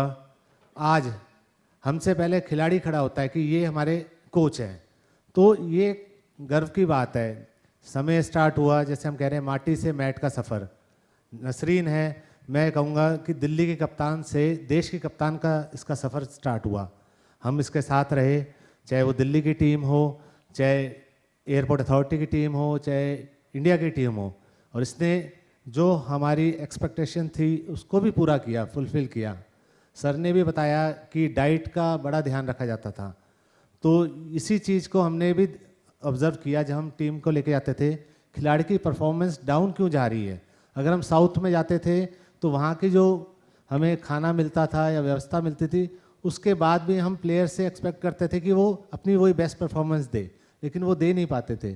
तो हमने क्या स्टार्ट किया कि हमने अपनी मेस ले जाना स्टार्ट किया ताकि प्लेयर्स को बेस्ट फूड प्रोवाइड हो सके और जो भी वो परफॉर्म कर रहा है वो उस एटमॉस्फेयर में फील करे, क्योंकि वो खाने के लिए ही आता है, खाने के बाद ही खेल आता है। तो जब उनको वो चीज़ मिली तो उनकी परफॉर्मेंस अपग्रेड हुई। मैट शूज़ स्टार्ट हुए। पहले हम माटी में थे तो ये बेयर फुट से खेलते थे, कोई यूज़ नहीं। जब मैट पे आए तो मैट शूज़ का बहुत बड़ा योगदान आया। तो एज ए कोच हमने कभी मैट शूज़ पहने ही नहीं थे, तो हम उस खिलाड़ी की वो प्रॉब्लम को कैसे समझेंगे कि वो अगर वो मैट शूज़ पहन रहा है तो वो क्या फील कर रहा है, वो क्या चाहता है उसमें। तो सुधांशु सर ने इसके लिए भी एक बहुत ही बड़ा स्टेप उठाया। तो हमने खिलाड़ियों के व्यूज़ लिए, वो व्यूज़ जो मैट शूज़ के जो कंपनीज थी उनको बुलाया, उनसे रिसर्च करी, उन शूज़ को चेंज किया। और आप मानेंगे नहीं, जो हमारी अल्टीमेट खो खो लीग हुई या जो भी हमारे इंटरनेशनल टूर्नामेंट चल रहे हैं उसमें इनकी परफॉर्मेंस एकदम अपग्रेड हो गई, क्योंकि अभी तक वो जो शूज़ पहन रहे थे जो जनरल मार्केट में थे वो चल रहे हैं। तो उस चीज़ों पे भी हमने ध्यान दिया। हमने खाली खिलाड़ी की जो नीड है उसको नहीं देखा, वो क्या चाहता है या क्या वो पहन रहा है, उन चीज़ों पर भी हम गए। चाहे उनकी वो किट हो, कई बार क्या होता था इनको किट में अनकंफर्टेबल फील करते थे, हम उस चीज़ों पे भी गए। तो अब जो ये सफ़र हमारा चल रहा है माटी से मैट का, या इंटरनेशनल उस पर जा रहे हैं, जो सबका सपना था वर्ल्ड कप, हम वर्ल्ड कप की तरफ बढ़ रहे हैं। लेकिन उसमें हमारा सबसे बड़ा मोटिव रहता है कि हमारे पास नंबर ऑफ़ कंट्रीज़ कितनी पार्टिसिपेट कर रही हैं। कई गेम्स के वर्ल्ड कप होते हैं, वो होते हैं और पता ही नहीं चलता कि कब हुए, कहाँ हुए, कैसे हुए, कौन खेला। हमने सबसे पहले वर्ल्ड कप की प्लानिंग में आज 2017 से लेके आज 24 इसलिए आया कि हमने वर्ल्ड कप कराने से पहले देश से ज़्यादा विदेश में इस खेल की पॉपुलैरिटी हो, वो टीमें तैयार हों, उस पर ध्यान दिया। और उसी का आज आप देखेंगे 2025 में जब हमारा वर्ल्ड कप का आगाज़ होगा तो 30 to 35 कंट्रीज़ इंडिया में और दिल्ली में आएंगी। तो ये जो सपना था सुधांशु जी का और त्यागी जी का था, वो इन्होंने सपना देखा, हमने एज ए कोच उसमें पूरा करने की कोशिश करी और खिलाड़ियों को भी करा कि मास मीडिया कम्युनिकेशन, क्योंकि आजकल हर चीज़ है, ये इंस्टा पे भी हैं, फेसबुक पे हैं, हर जगह, तो इनको भी हमने कहा कि आप जितना भी इस गेम को पॉपुलर कर सकते हैं किए। और ये नसरीन बैठी है और बाकी भी हमारे खिलाड़ी इंडिया के हैं, उन्होंने हमारा इसमें पूरा योगदान दिया और उसका ही आप देखेंगे 1 साल बाद कि इतनी कंट्रीज दिल्ली में आएंगी और खेलेंगी। और ये रुकेगा नहीं, आज 30 है तो 60 होंगी, 60 हैं तो 120 होंगी, ये बढ़ता रहेगा।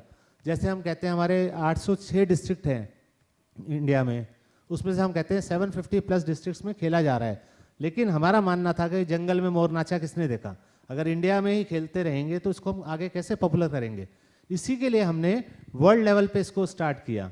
और जब हमने वर्ल्ड लेवल पे किया, हमने उनके कैंप्स लगाए। कोविड से पहले हमने यहाँ पर 16 कंट्रीज़ के प्लेयर्स को बुलाया था, और आप बिलीव नहीं करेंगे 16 कंट्रीज़ के जो प्लेयर्स आए थे उसमें से 8 to 10 प्लेयर्स कोविड के टाइम यहाँ पर जा नहीं पाए, जब हम ये कहेंगे फंस गए। उनको हमने 3 to 4 मंथ्स उनको यहीं पर स्टे करवाया, और खाली स्टे नहीं कराया, उस कोविड में भी हमने उन्हें खो खो सिखाया। होटल के अंदर हमने उनके लिए ऐसी वर्कशॉप्स तैयार करी, और जो बेसमेंट थी वहाँ पर हमने उनके लिए ग्राउंड्स प्रिपेयर करे। तो इस तरह से हमने कोविड के टाइम भी किया, और उसका ही आज रिजल्ट है, उन खिलाड़ियों ने हमें परफॉर्म कर रहे हैं और वो यहाँ आएंगे। बिल्कुल लगता ही नहीं कि कोच हैं लगता है कि एडमिनिस्ट्रेटर ही है। सब लोग जुड़े हुए हैं, you know, as a federation and as a team to grow the game, right? That is what is the biggest voice that is coming out of you know, everybody sitting here कि ये game को आगे कैसे बढ़ाया जाए। So हाँ, हम भी इनके साथ थोड़ा जुड़ेंगे तो अच्छा रहेगा। Sharma ji, in the interest of time एक लास्ट क्वेश्चन आपके लिए, पर आप इसको आप जैसे ये लेवल के कोचेज हैं, राइट, आप और अच्छे कोचेज डेवलप करके ये लेगेसी क्रिएट करने के लिए आप क्या करते हैं? As a what kind of programmes do you run कि यू नो बेहतर से बेहतर और कोचेज आएँ ताकि और प्लेयर्स यू नो नसरीन जैसे आएँ, तो what is your strategy on that? अभी recently last to last month अभी हमारे जो इंडिया के जो कोचेस थे उनका वर्कशॉप किया, सेमिनार किया। जो बेस्ट कोचेस सारे स्टेट्स के थे, सेक्रेटरीज वगैरह को बोला कि भाई अपने जो बेस्ट कोचेज हैं उनको बोलो, उनका लगाया। उससे पहले पूरे जो हमारे वर्ल्ड में जो कंट्री खेल रहे हैं खो खो, उनके जो कोचेज थे पहले उनको बुलाया, उनका सेमिनार किया, वर्कशॉप किया। उनका करीब 21 डेज़ का जवाहरलाल नेहरू स्टेडियम में लगाया, और करीब जैसा कि भाटिया जी ने बताया कि प्लेयर्स भी आए और उनके साथ में उनके कोचेज भी आए। तो उन्होंने अपने यहाँ के जो कोचेस थे उनके साथ जो इंटरेक्ट किया, प्रैक्टिस किया, जो उनको बताया, तो साथ में वो उन्होंने प्रैक्टिस किया तो बहुत ज़्यादा इम्प्रूवमेंट हुआ। उन्होंने अपने वहाँ पर जाकर जो टीमें तैयार की, जैसा कि नसरीन ने बताया, और हम लोग भी आजकल देखते हैं कि सोशल मीडिया पे भी, व्हाट्सएप पे भी अपनी वो भेजते हैं, अपनी वीडियोस भेजते हैं कि आज ये प्रैक्टिस किया, आज ये प्रैक्टिस किया। तो हम लोग भी फिर उनसे इंटरेक्ट करते हैं कि आपने जो किया, जो ये किया, तो इसके अंदर अगर इस तरीके से थोड़ा सा चेंज किया जाए तो और बेटरमेंट और अच्छा हो सकता है। तो इस तरीके से काफ़ी चल रहा है अभी। और जो वर्ल्ड कप है, अभी हमारे इंडिया से कोचेस जा रहे हैं वहाँ पे उनको ट्रेन करने के लिए, जो पहले से वहाँ पे प्रैक्टिस चल रही है, उनमें जो कमी होगी उसकी फिनिशिंग के लिए, जिस तरह होता है ना कि अभी जो तैयारी चल रही है तो उसकी फिनिशिंग के लिए किस तरीके से, तो और ये सब हमारी फेडरेशन, और वही वाली बात है कि पहले भी चल रही थी फेडरेशन, लेकिन खो खो मैं बता दूं कि 1936 बर्निंग ओलंपिक के अंदर इस खेल का डेमोन्स्ट्रेशन हुआ था, लेकिन उसके बाद दुर्भाग्य है हमारे इस भारतीय खेल का कि कुछ नहीं हुआ। लेकिन जब से हमारे सुधांशु सर और त्यागी सर ने जब से फेडरेशन संभाला, और इन सिर्फ 7-8 सालों के अंदर आप देखिए कि सिर्फ भारत की तो बात ही छोड़ दीजिए कि जो इम्प्रूवमेंट हुआ है, जो खिलाड़ियों की पहचान बनी है।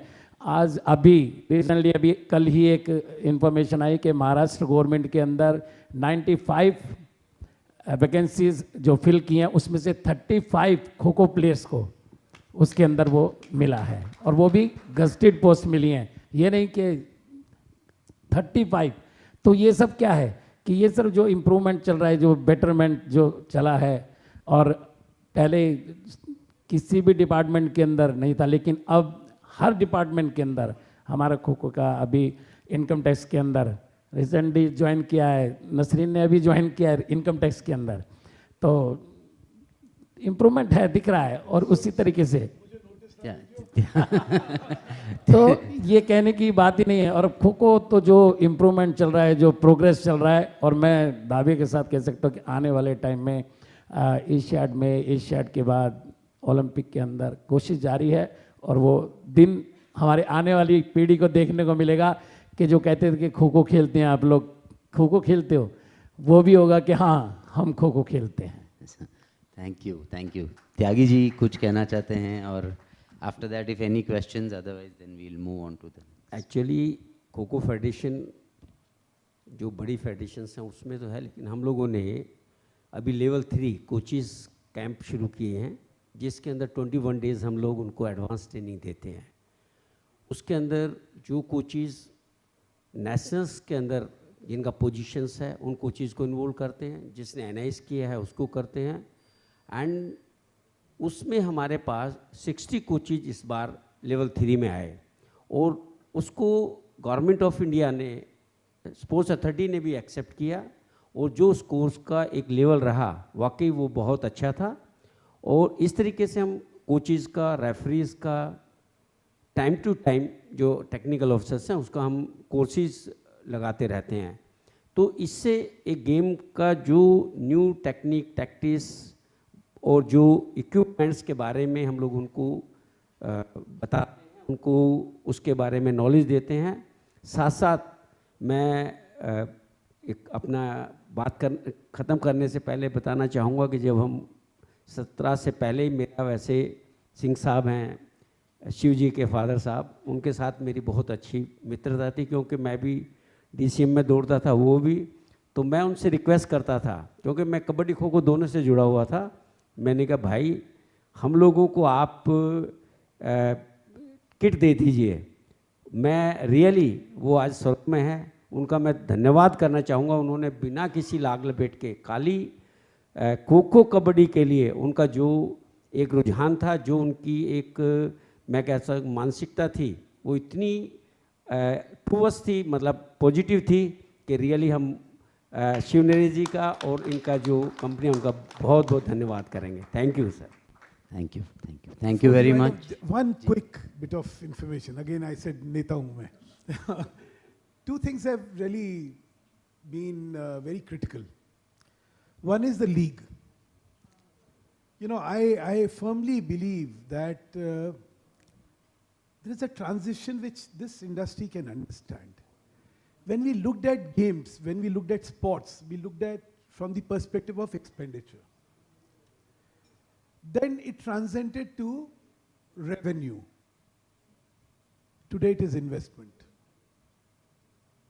Now this journey is not yet understood by people. And this is what I want you all to understand. The league for a game is very critical.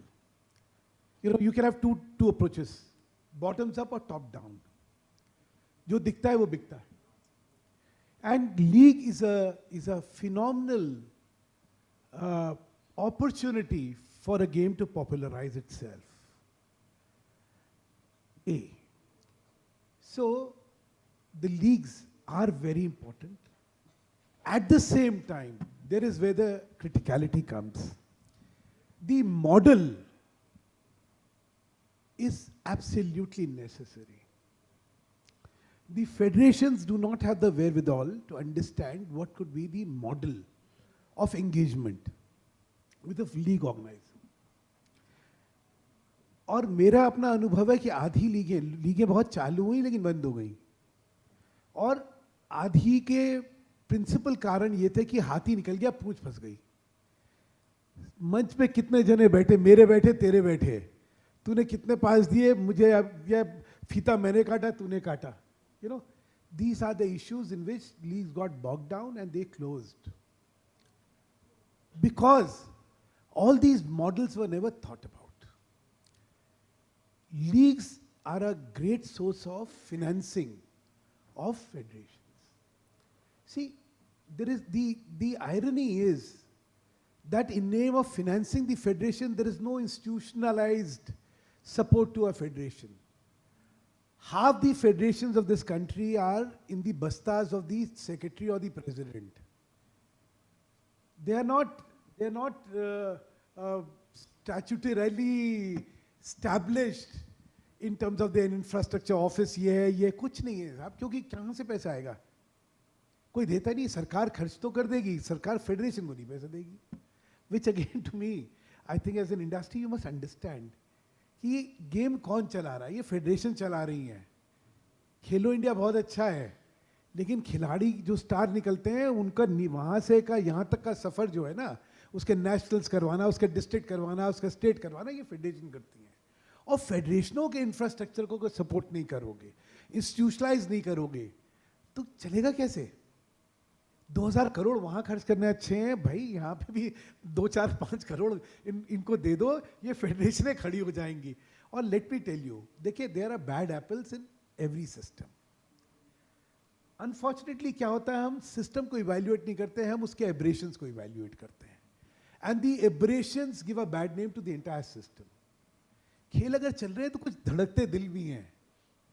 Tyagi ji की जिंदगी जो है सिर्फ इसके लिए डेडिकेटेड है.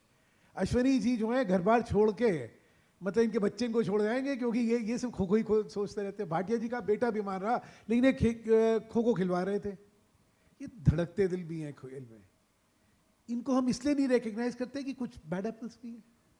बट ये सारा इकोसिस्टम में इंस्टीट्यूशनलाइज करना, गवर्नेंस को इंस्टीट्यूशनलाइज करना बड़ा क्रिटिकल है. Which I think at the level of this forum कहीं इसको चर्चा में लाना चाहिए, बुलाना चाहिए. जो एक मिथ है और एक ये जो एक परसेप्शन बना हुआ है ना कि एडमिनिस्ट्रेटर जो हैं सेल्फ सीकर्स हैं, हाँ हैं, वैसे भी हैं, लेकिन कुछ ऐसे भी हैं जो धड़कते दिल हैं. एक लास्ट चीज, just one last thing. I am proud to say that we have today reached 54 countries where the game is played. The last day for entries for the World Cup was the 30th of October, and I'm proud again. We received 35 entries from 35 countries, both for men and women. I mean, and that's more critical. These are not Indian imports to those countries. It is not the H-1B visas, US cricket team. These are all natives of those countries who are playing Kho-Kho. So if it's South Africa, it's the colored people there. If it's Korea, it's the Koreans. It's the Germans who are playing it. If it's Ghana, if it's Kenya, it's the natives who are playing it. Even in England, 60% of them are the whites. Malays, Indonesians, I mean, Iran. So our emphasis has been that if this game has to grow, it will only grow when the natives of those countries are going to play this game.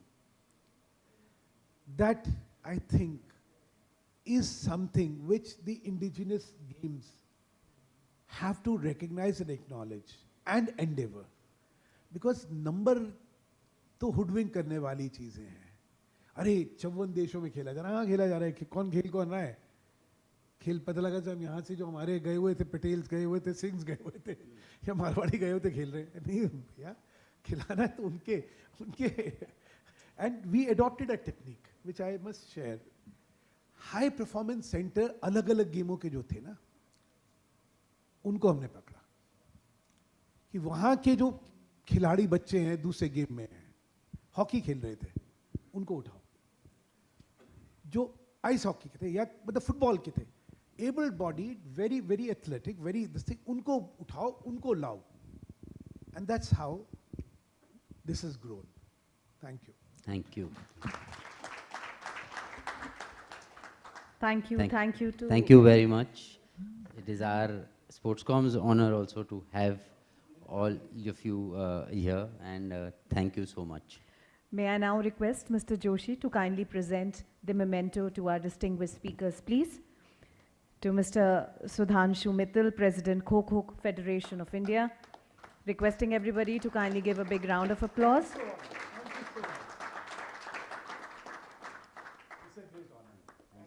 Mr. M.S. Tyagi, Secretary General Kho-Kho Federation of India.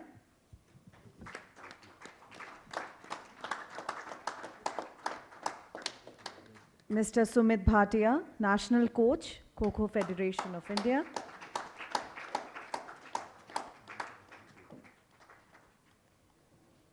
Mr. Ashwini Sharma, National Coach, Kho-Kho Federation of India.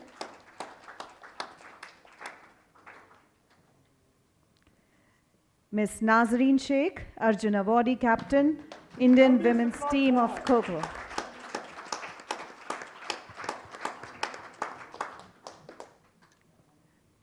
Thank you everybody for this inspiring and motivational session.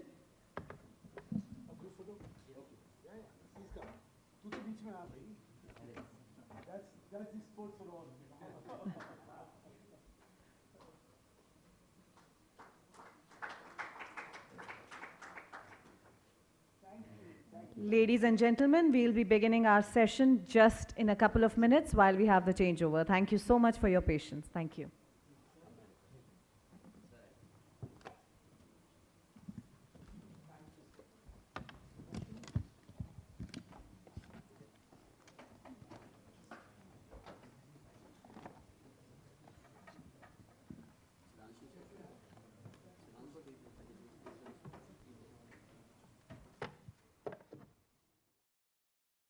On employment and skilling for the future of sports industry, may I invite on stage Mr. Rishikesh Joshi, Secretary, Sportscom Industry Confederation, who's going to chair this session. May I invite on stage Ms. Srishti Jain, Founder and CEO, Co-Learn, Ms. Meena Barot, Program Director, KJ Somaya Institute of Management, Mr. Ravneet Gill, CEO, AISTS India, Mr. Naveen Ningaya, Founder, Sports KPI. Requesting everybody to kindly please take their seats on the stage, please. And I request all the delegates to kindly welcome the distinguished speakers with a big round of applause, please. Thank you so very much.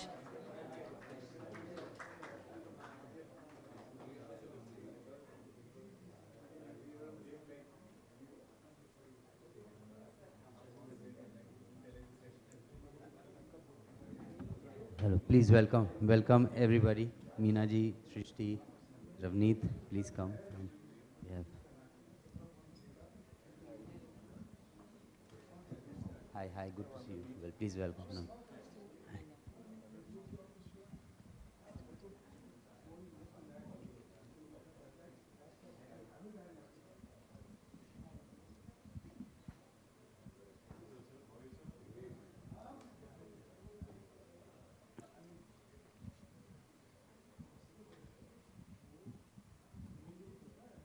So, good afternoon, everyone. I understand it takes a lot of,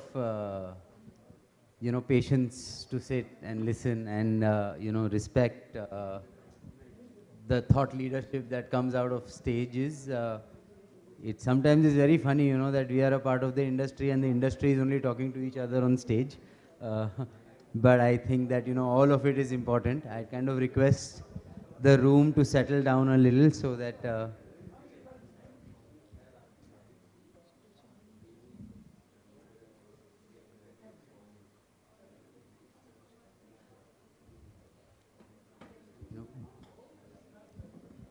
so we have with us today Mr. Ravneet Gill, Ms. Srishti Jain, Ms. Meena Barot and Mr. Naveen, all of them foraying into creating the bench strength or the backbone of the administrative and expert ecosystem that is going to take the mantle of, sport in India forward. So I don't know where to start from, but Ravneet sir, I'll start with you. How has it been with, AISTS India, which is probably a very differently positioned sports management university with a very global outlook, a very integrated approach is what I've kind of known about AISTS, and it will be lovely to kind of have the room know your thoughts on why nothing else but how AISTS, how did that come about? Thanks, Rishikesh, and good afternoon, everyone.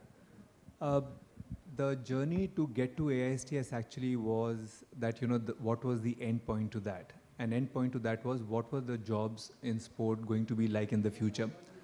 So historically, if you see the sports industry here, many of the jobs were effectively, related to event management.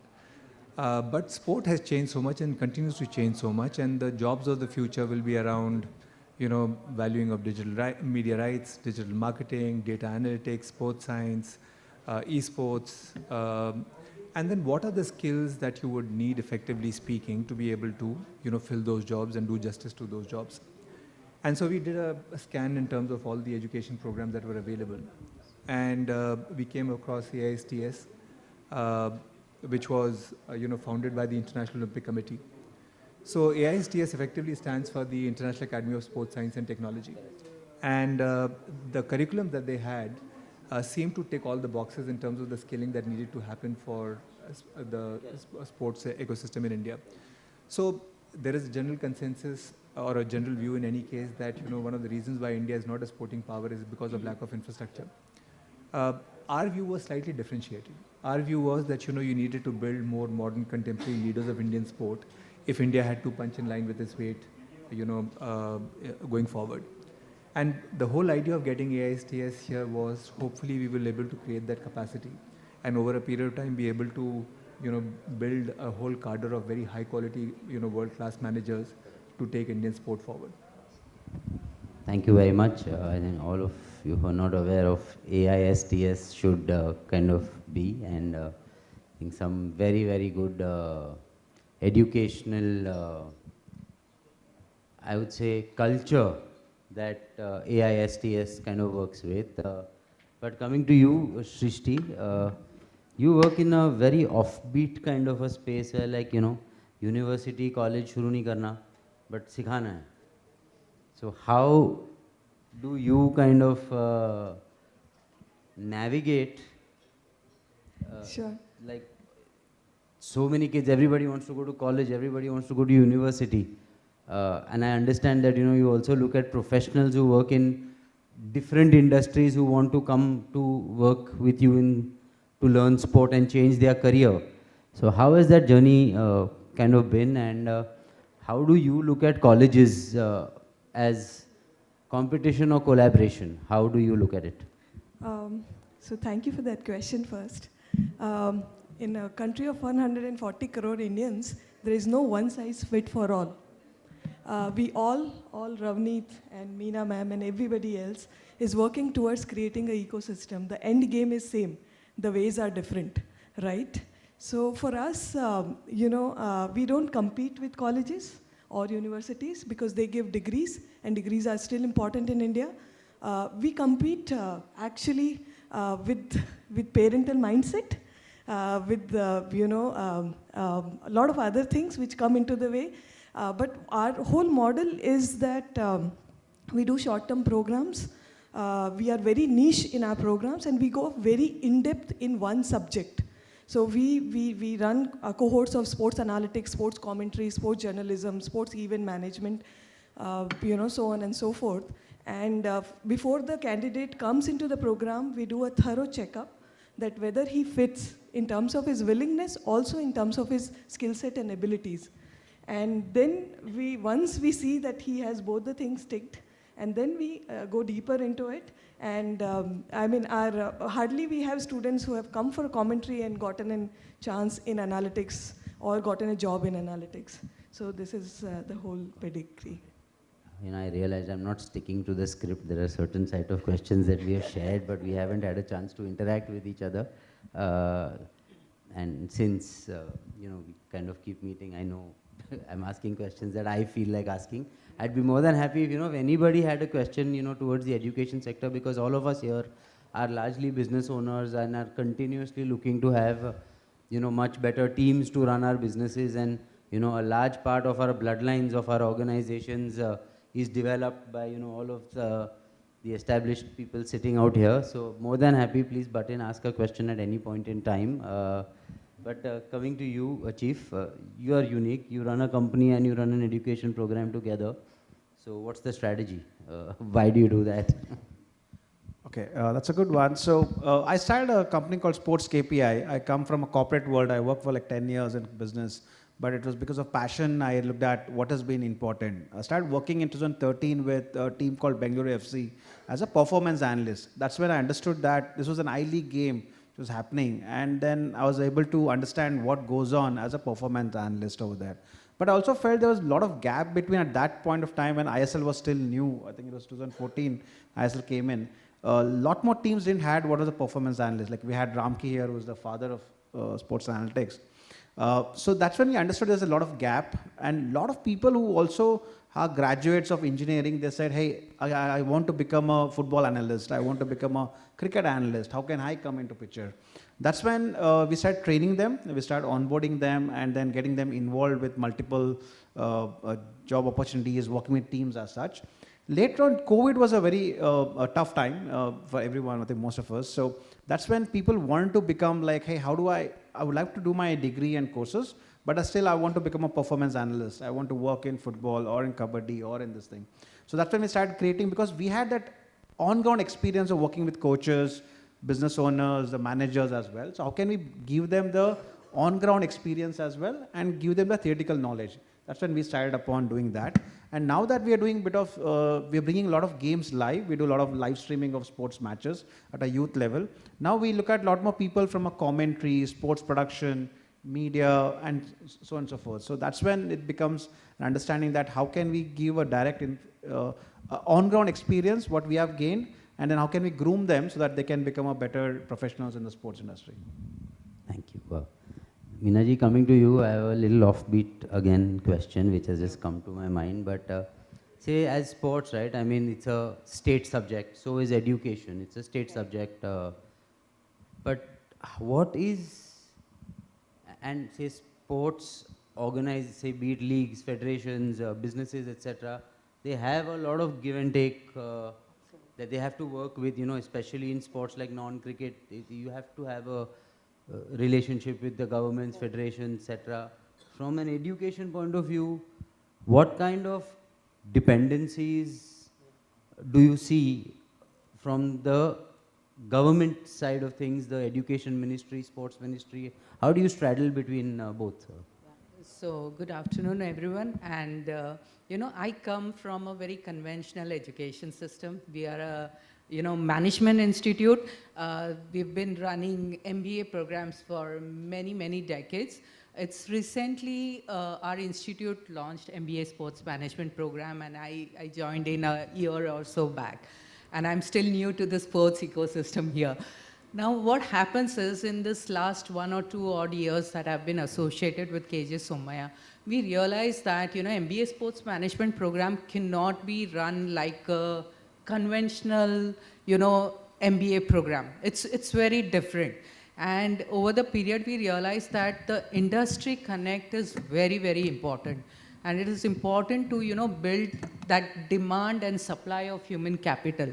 And until and unless we don't have industry connect, you can't have graduates who are actually skilled with, right kind of skill sets that are required in the industry. So that is one thing very important.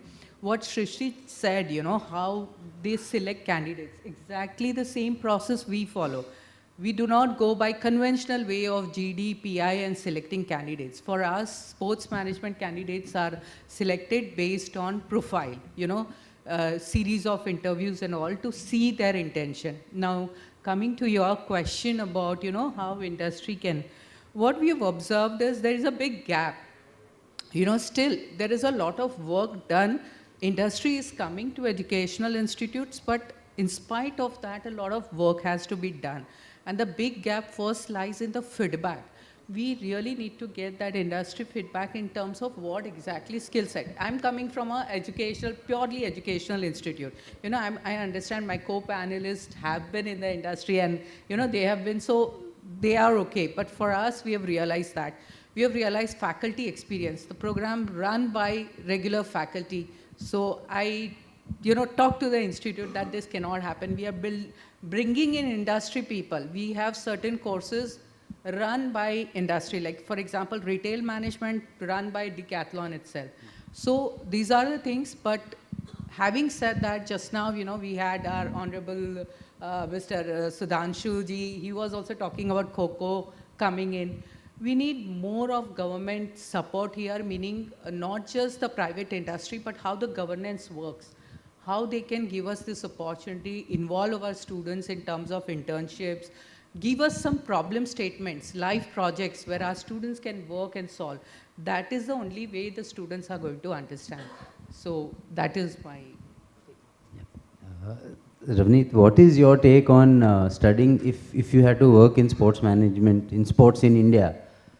We still see so many people going abroad, right? Saying I will study in the US, in Australia, in UK, etc. Does it make any sense to study there and then come and work here in India? Because just the dynamics are so different, right? I mean, what is your take on that? And why I'm asking you this question is because AISTS is an Olympic program of sorts, so very global, whereas India's dynamics, challenges, culturally, they are a very differently oriented industry from the West. So how do you kind of tackle that?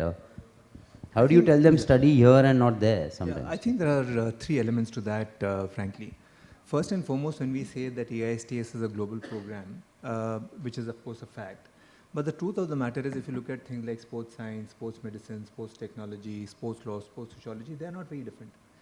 I mean, you cannot change. I mean, you won't want to dilute the standards simply because the level of scholarship may be lower here at this point in time, and it will change, of course. So first and foremost, when Indian athletes go and, compete internationally, nobody tells them that, you don't get this nutrition, you don't get this training, so we'll give you a handicap, right? They compete with the best. And the same thing should happen with Indian sport leadership. That, a leader of a federation, a head of a federation, or any association or a franchise should be absolutely world class. He should be able to go and run the NFL, NBA, EPL, whatever else it is. So I think you need to have global standards for that. Second part of it is that when we talk about coming back and working in India, you don't want to get too deeply steeped into the way India is, because then you will perpetuate the system, and we cannot afford that system to get perpetuated. I was very happy to hear Mr. Mittal talk about how federations behave, work, and the role of leagues, etc. The truth of the matter is that if you look at a league in any sport or for any federation, the role of the league is basically to be able to bring in private ownership. That's the only way. You can't come into a federation, and then that is what then creates money and liquidity for the federation. But what is the role of what is the view of the federation? ये बताओ minimum guarantee कितनी दोगे? अरे, the league is doing your work, and you do it in a sense of partnership rather than saying give me a minimum guarantee. Most of our leagues which have come undone is because of that. That these leagues typically take time to mature, but there is a minimum guarantee, so that's like a gun on your head constantly. So I think the federation part of it needs to change, and I think that is where governmental intervention or influence needs to happen. Not from the point of view changing people, but enforcing a certain code of conduct, a certain governance, and then holding people accountable to that. I don't think education will change that right now, because the people who will graduate from AISTS will take another 10 years to be able to go and get into these positions of leadership. Third thing is that think about what India is going through right now. Every sport, regardless of what it is, whether it's a spectator sport or not, wants to go down the league route, right? And for good reason. How many of them are actually being able to commercialize? How many of them are able to actually harness the commercial potential of sport in this country? And one of the reasons for that is that I think Indian sport in some respects has also got very jaded. We are all looking at the same means of things. ये बताओ broadcast rights क्या हैं? ये बताओ कि ये क्या है? ये बताओ sponsorships क्या हैं? A very simple thing, Rishikesh, if I could just suggest it to you, look at something like fan engagement, right? I mean, the general perception about fan engagement, it's a marketing function. Truth of the matter is, fan engagement is not a marketing function. Fan engagement is about fans, it's about data, it's about technology. If you cannot triangulate the three of them, you'll never be able to make sense of it. You'll never be able to monetize it, right? So how are we looking to change that, right? So the intention really is that one, create a pool of talent, create capacity for future leaders of Indian sports. Second, equally is that in some respect, I don't like the word disruptive at all, but come in as a constructive force, which changes a little bit of our thought process in terms of, how do we grow sport, how do we commercialize sport. Because, those who say that, commercialization and sport don't go hand in hand, don't understand the essence of sport. The only way you can grow a sport, grow athletes, and, build a better ecosystem, give better fan experiences through commercialization. So I would say that think about it as an industry. So if you want to become an accountant, you need to be a CA. If you want to be a doctor, you need to do medicine, right? So why do you feel that only passion will take you forward in sport? Those days, I think, are just fundamentally over. So I just think that a concerted effort needs to be made. I think the government is doing what it can. In private sector, there are some very, very notable initiatives which need to be commended. Jalaj is sitting right here. He and Vita, what they have done for Indian sport is phenomenal, both from education and from the various leagues that they've set up. But we just need more private participation. I think we should stop blaming the government. Government has many priorities. They have sanitation and health and primary healthcare and primary education. But what about private sector?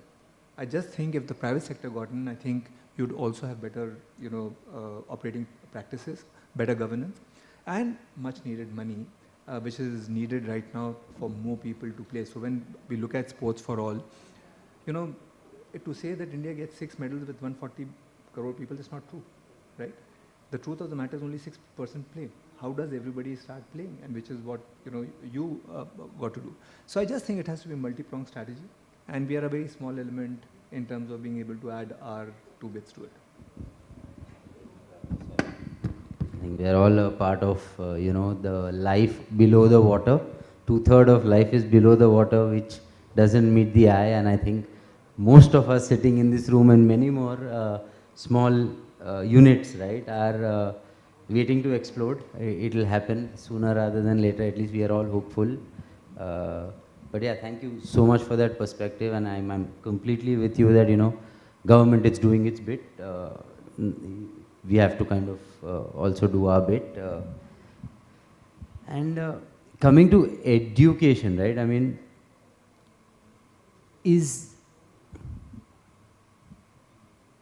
so I'd kind of ask this question to anybody who would like to answer it, but I studied sports management 20 years ago.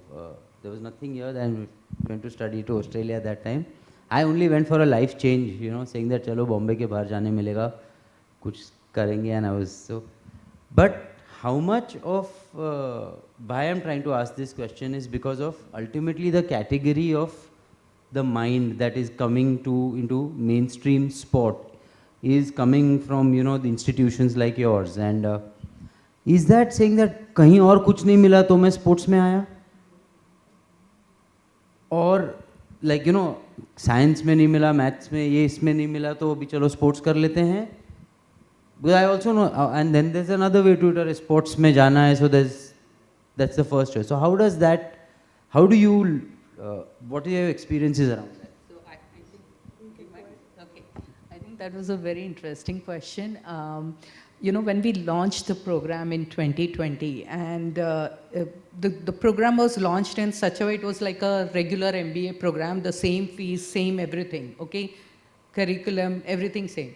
So we saw students coming as a backdoor entry. People who could not get admission in core MBA would conveniently take into sports management, because that time what was the policy of the institute that, placement will be done. So students knew that somehow or the other.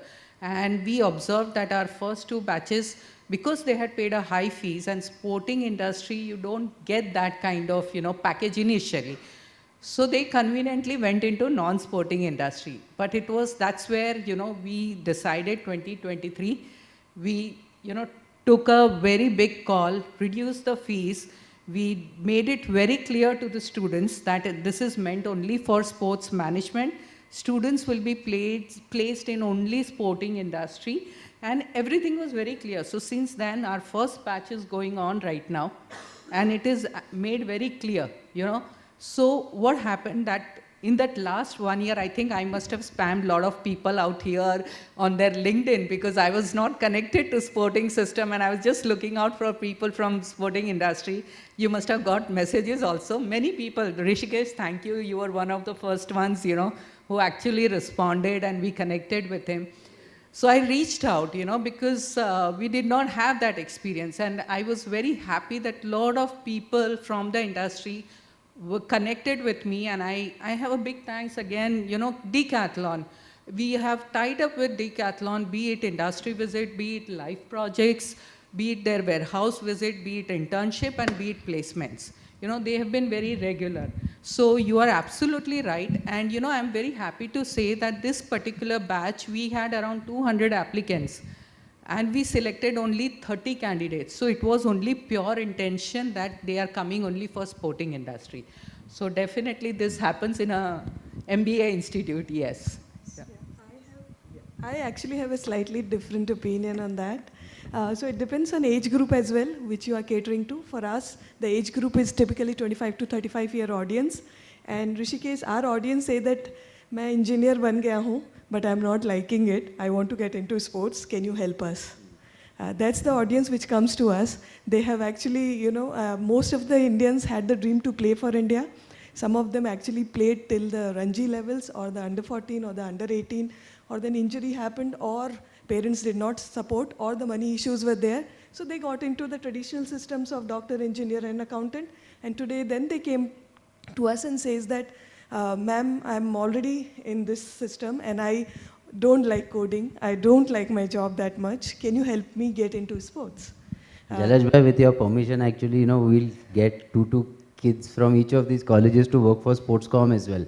Maybe our, team will become stronger, and there's a lot to learn from Sportscom as well. Yeah, we have a couple of industry partners which say that, they go to a lot of players, sports as well as non-sports, and then they come to us and they say that, "We like your kids, we like your students very much." So our answer to them is just one thing, that these kids don't come because their parents have asked them to come. They come because they really loved. Most of them pay from their own money or from their own savings. So that's the... Just to add on, Rishi, on that is, if I go with my personal opinion, 2013, if I want to enter sport from a corporate world, there was no ASTS in India or maybe KG, so my other institute. I was looking to go abroad and study. And the other aspect someone told me is get your hands dirty, go there, do some volunteer work in some, wherein, get in, build a network. That was when 2013, 14. And thanks to other education institutes just come up, now I'm able to hire people with a good experience as such. I did hire from ASTS last year from a small sports marketing person, and he has been incredible with the experience what he had, and then trying to help us with the company. That's one. And now when, as you mentioned about, people do come up with their, as Srishti mentioned about that, they have done engineering, they have done other courses, other management, and now because of the passion, they want to come and work over here. And now they're very specific that, hey, I want to go and work in a media or an analyst, or I want to work with a team. So that's why we are looking at. And how can we also convert, let's say, a coach who couldn't become a player, or he might also do a part-time coaching, can I still use his domain expertise and groom him on technology, and then place him in as an analyst or work with a team as such? So those kind of things are really coming up in this way. Yeah, I think lots is happening. But I'll throw it open to the floor. Anybody who has a question, because I think a lot of people that I see here, this is the supply side and that's the demand side. So I'd like the demand side to ask a few questions that you may have for anybody on the panel here, please. Other than that, it's lunch break in college.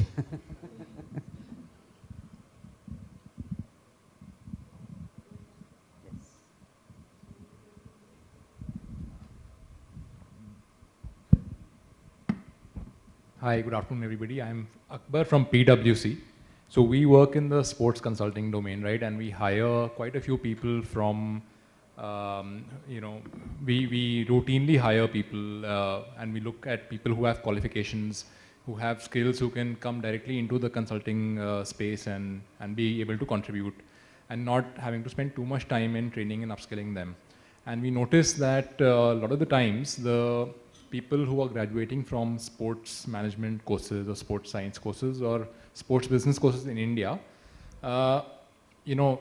we feel the people who come from abroad from these same courses, they have slightly better kind of applicability of those skills in our domain. So we have this view that, you know, we should be doing more to raise the intake criteria so that people who come into the system in sports management education system in India have, you know, better skills and are more employable. So any view on this? How can we raise the intake criteria? How can we set better intake criteria to allow better students and more, you know, comparable to other MBA colleges or MBA universities in India?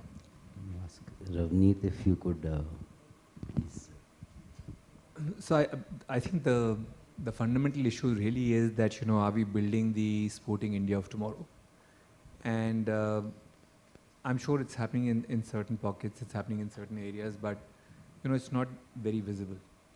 And I think the only way that the quality of the intake will improve or these people will benefit in terms of their association with PwC is if PwC brings in a lot of the best practices from what they've done in other markets, where obviously, you know, which are more developed from a sports perspective than India is.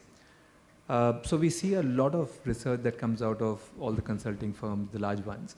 So, you know, obviously PwC is there, EY there, you know, who, Grant Thornton, I mean, they do a lot of work. I just feel that right now the approach that is being taken to sports consulting is what gets taken for more mature industries. Whereas I think the opportunity cost and the pace at which things are changing, simply because it's a very nascent industry, is at a completely different level, completely different scale. So when we look at reports coming out of any of the, you know, the big consulting firms, I think there are always good ideas, but I mean, if somebody had to navigate a path to the future in terms of what will the sports industry in the future look like, what will the federation look like, what will be the monetization model that will look like, you know, will access to capital markets come through over a period of time, I still feel that that piece is missing. So when we talk about, and you know, if you look at the panel as well, it was about employability, right? Why are we not also educating more sports entrepreneurs in this country? And obviously, the single biggest issue in this country is funding, right? It's a capital constrained country. I think where the consulting firms can play a very, very big role is to be able to build business models or at least create a playbook, and which will obviously need to get revised very quickly in terms of, you know, how can you monetize sport? So, you know, in addition to education, we also do esports, we also, you know, do leagues, etc. And I see a lot of cynicism on the part of people. कि, you know, अच्छा लगता है, दूर से तो ठीक ही लगता है, you know, but मुझे लगता नहीं कि इसको monetize कर पाएंगे. That's the general perception. And I'm talking about people who are very deeply embedded into sport, you know, strong corporate backgrounds, big business houses as well. That, you know, they're still uncertain whether you will be able to make a play of that or not. At the end of the day, if you want to bring in the best talent into sport, management, running, entrepreneurship, etc., you need to be able to show them what the vision is. That, you know, the next generation of billionaires will come out of Indian sport, for instance, right? Like it's happening with the whole startup ecosystem, that, you know, within the startup ecosystem, does anybody think about doing a sports startup? Hardly anybody. So where is that aspiration, that ambition, that audacity around sport? I mean, if you look at the world of sport, or look at the world, why world of sport, look at the world, there is one large, great country which is not a sporting power. One. That's us. You cannot think of a second one. All you need to do is look at the medal tally of an Olympics thing, and you'll see the descending order of the world GDPs, literally speaking. India is the only outlier. That'll change. You're a very young country. Your demographics are very favorable. You know, the government got very focused. Private sector is getting increasingly involved. This is where the growth is. If you want to think of one last big frontier that you would want to conquer in sport, that's India. But nowhere in a research report have I felt, after reading it, you know, this is the new sunrise sector in this country. So I just feel that broadening horizons, you know, upping the level of aspiration, and explaining that, you know, where will Indian sport deliver the alpha going forward. I don't see that. I still see it in a very steady state thing that, you know, so many people are playing. In 2027, so many people will be playing. We'll have so much capacity in terms of stadiums. We'll have so much capacity in terms of coaches. You know, Ministry of Youth Affairs and Sports came out about how many sports professionals that you will need. Why are we not talking about sports entrepreneurship? So I just feel that, you know, given the credibility that the consulting firms bring, the large ones, and, you know, the pool of research that's available to you, all the research that happens worldwide. I don't think it's being put, the full weight of that is being put to come to bear as far as Indian thing is concerned. So if you really want better students coming there, people with better awareness, better skills, better capabilities, who can hit the ground running, then you guys will need to raise the bar. Right now, for most consulting firms, sports is, chalo theek hai, let's do it almost like a little bit of a hobby. Someday it will be big enough. It can't be that thing. I mean, where we look at optionality, you will always, have results which are very mixed. Thank you so much. And I think no one else has a question, so we'll kind of end the panel with these last and very powerful thoughts for everybody to think about. But thank you so much, everyone.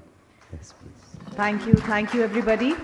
May I now request Mr. Vidushpat Singhania, Treasurer, Sportscom Industry Confederation, to kindly present the mementos as a token of appreciation to our distinguished speakers.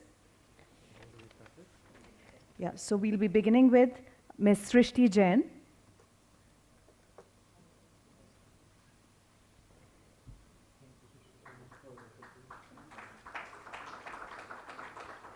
Ms. Meena Barot, Program Director, KJ Somaya Institute of Management.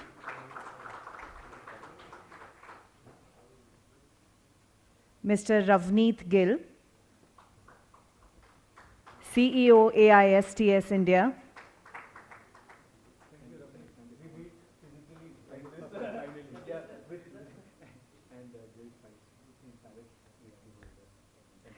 Mr. Naveen Ningaya, Founder, Sports KPI. Ladies and gentlemen, we are running a bit behind schedule, so we will be beginning our next session shortly, please, while we have the changeover. I request all the speakers for the photograph, please.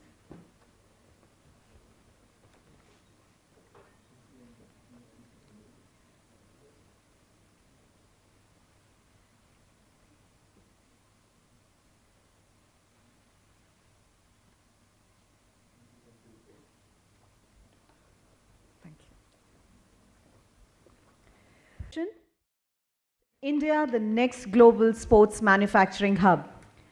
For the session, may I request and invite on stage Mr. Abhishek Benaikia, who is the session chair, and he's partner, leader sports advisory and technology advisory, Grant Thornton Bharat LLP.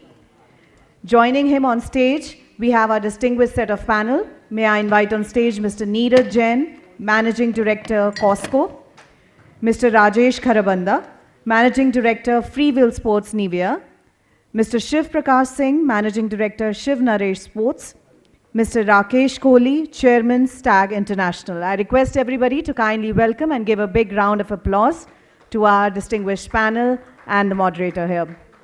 Over to you, Mr. Benaikia. Thank you so much.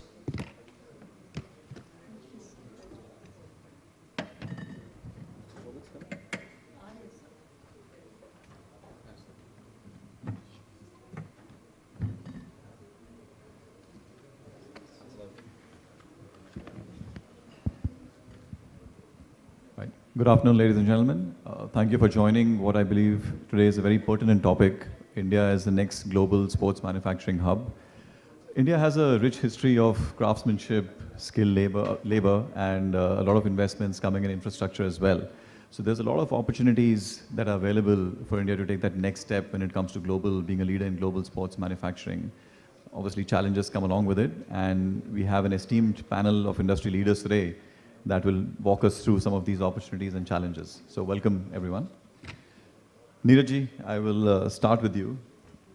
So skilled manpower today is a key requirement to compete with global brands. So what is needed from India's perspective to skill our existing workforce?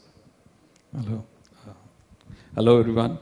I think the sports industry is a labor-intensive industry, and when I talk of competitive advantage, I really don't think that it's cheap labor.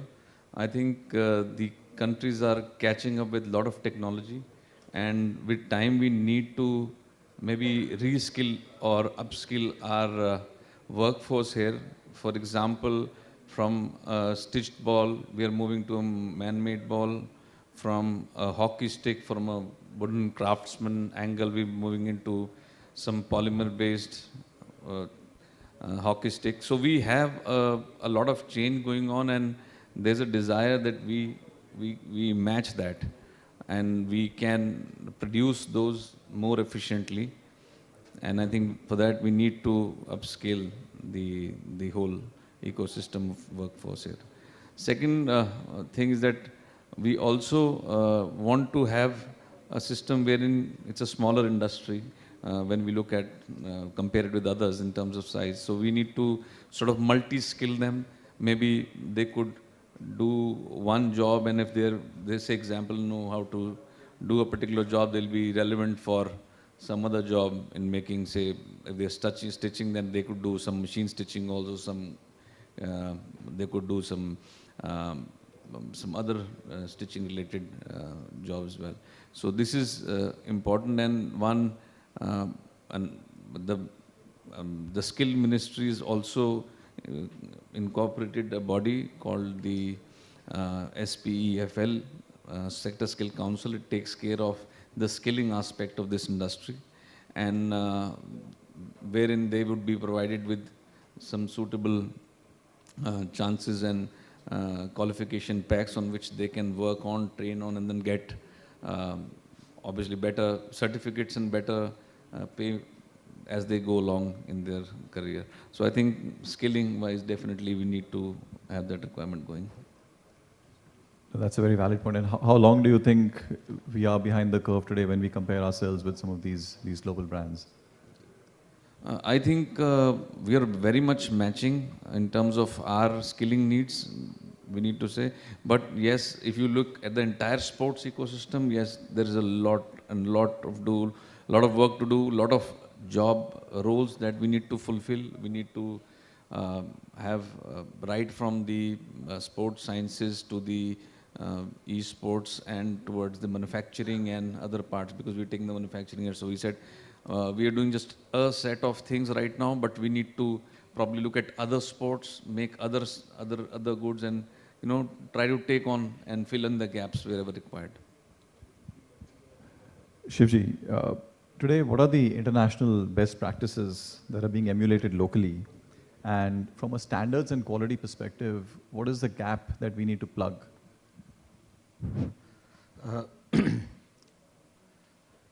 Actually, I'm from the sports garments industry. So we are already at par with the manufacturing of the sports garments compared to any international,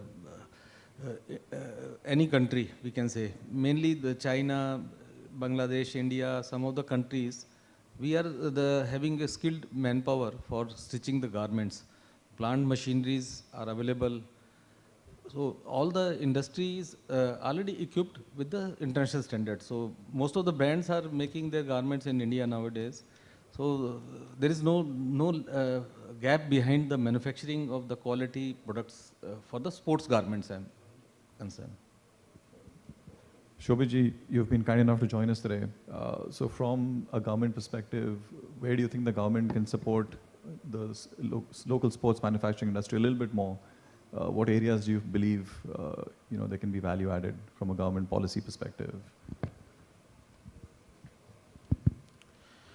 Yeah, thank you for inviting me. Actually, I should have been on the other side, but they said be here. So what I share is, actually when you said government, though, I'm not sharing sports ministry perspective.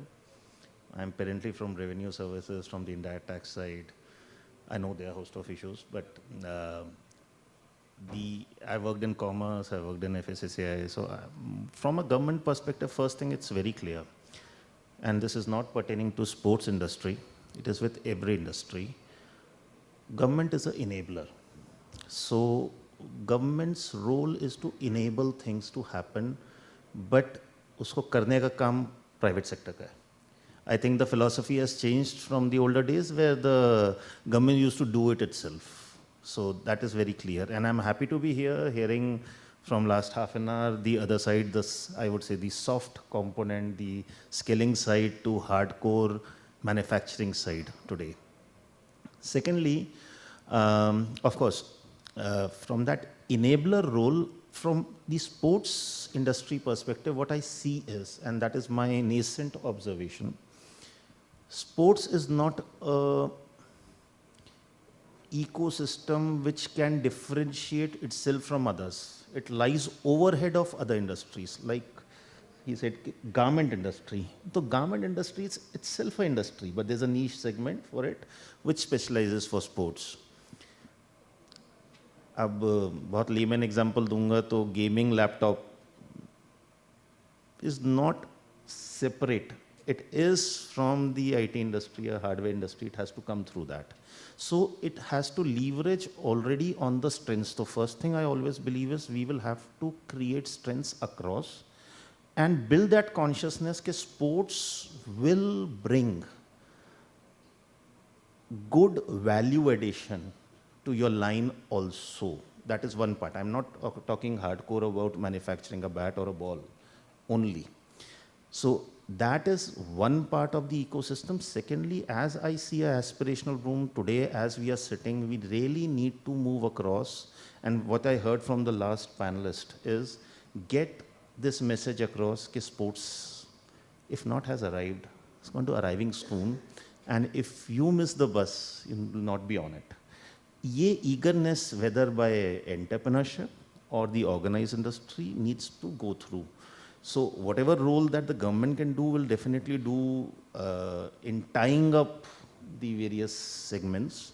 And as I said, we will try and enable it through. And that is the whole lot focus of it. One aspect I always believe, one more thing, which I think there was a gentleman from PwC and aapka feel hai.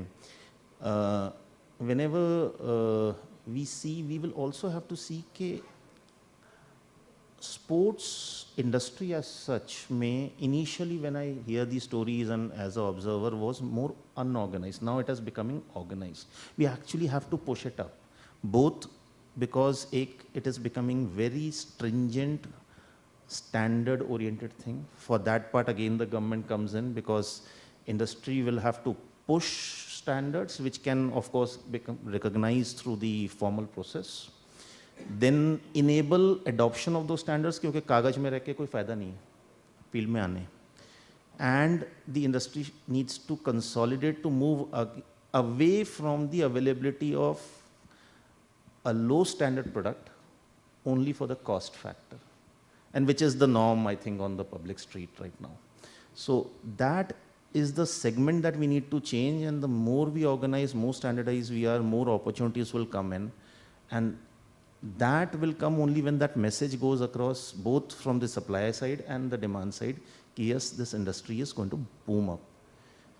I think my last interaction with this subject matter was with exports. We see uska focus बहुत limited hai. Very few towns are renowned to be manufacturing for sports. मेरे को तो लगता है कि होना भी नहीं चाहिए कोई town renowned. It should be so spread out that we don't say that this is my hub. Meerut hub nahi hai. Hindustan hub hai. And second focus I would love the industry to change is, don't only manufacture for India. Now, the world has arrived. Try and get the world market for us. Uske liye the enablers will need to actually, and that for the consultants, for the industry doyens, for the lead people to, because this information gap still remains. Okay, where is the market for what? Sports is such a wide thing. It has so many small arenas that there could be a niche market for many players who are already having the capacity to deliver, but they don't know and are not connected. So if there are platforms which can make them connect to these opportunities, I think it will work wonders. Absolutely. Rajesh ji, so Divya has been very successful in exporting sporting goods globally. What are some of the strategies you've deployed in order to achieve that level of success from an export perspective?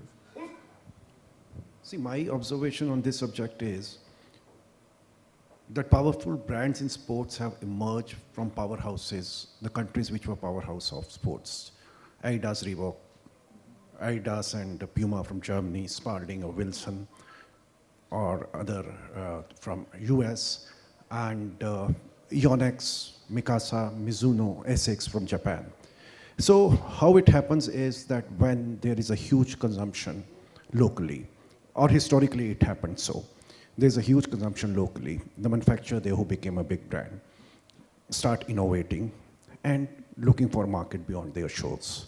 So this is how it has emerged. So if we observe Indian market also, if we look at cricket, because there's a huge consumption of cricket, so the major brands world over come from here. Or our manufacturing here is limited to the products which are unfortunately low-tech and skill-based. World has moved away from them. So we are manufacturing only those products which are low-tech and skill-based. So this mindset has to change. Now coming back to your question, this question, like साहब ने अभी बोला था कि हमें अपनी सोच बदलनी पड़ेगी. आज स्पोर्ट्स मैट्स जो होती हैं वो स्पोर्ट्स मैट्स स्पोर्ट्स मैन्युफैक्चर नहीं बनाता, वो पैकेजिंग मटेरियल वाला भी बनाता है. जो फैब्रिक्स हैं वो परफॉर्मेंस फैब्रिक्स बनाते हैं, ना कि नॉर्मल फैब्रिक वाले. और आज की तारीख में रैकेट वो बना रहा है जो टेक्निकल फैब्रिक बना रहा है. Arvind mill has come into making sports equipment. So we have to think our change. I think the change would not come from the people sitting here. It would come from outside. And if and when the industry grows here, the sports grows in India, the brands who are prominent would look offshore and try to be relevant in the smaller markets to begin with. Because today sports is sponsorship for sports. Everything comes with a sponsorship and money. It won't be very easy to jump into a very big league straight away. So these are baby steps we need to take, and we are taking those baby steps in the neighboring countries and smaller countries around the world. Right. Rakeshji, what emerging markets do you see as having the greatest potential for Indian sports manufacturers, and how should companies prepare to enter some of these markets? Good afternoon. I would see, like, if you see the Indian exports, so we have very well covered UK and Australia. But if we see US, there's still a very vast potential which lies untapped. And then countries in Latin America, where sports, of course, there's a lot of passion. And we are hardly present there. So, of course, Africa is there, but Africa, the business is not so straight at the moment. But I think Latin America, and I think for Indian companies, US is one of the major place where we have not done enough. So these are the two markets. Now, how to do it? A few years back, we were at the World Championships, table tennis at Shanghai, and I was sitting with the president of the Latin American Federation. And he said that Latin America needs a lot of sponsorship. There are many countries who are not sponsored at the moment. And what can you do about it? I said, how many countries are there who are not sponsored? He said 17. I said, we'll sponsor 17. He jumped. He said, what are you saying? You will sponsor 17 countries? I said, yes. The strategy has always been that we will sponsor those countries who need us, rather than those countries whom we need. So if we follow that strategy in many of these countries, I think the brands can be quite successful. And when the brands are successful, business will automatically follow. Absolutely. Neeraj, we touched upon technology and how that's taking a more and more important place now, even in manufacturing. So how does Costco integrate innovation in its manufacturing process, especially in terms of material technology and even sustainable practices? We have been innovators throughout, and in terms of our product offering, we've always been or tried to be in the first one in, or if not the first, very one, the one who's almost there.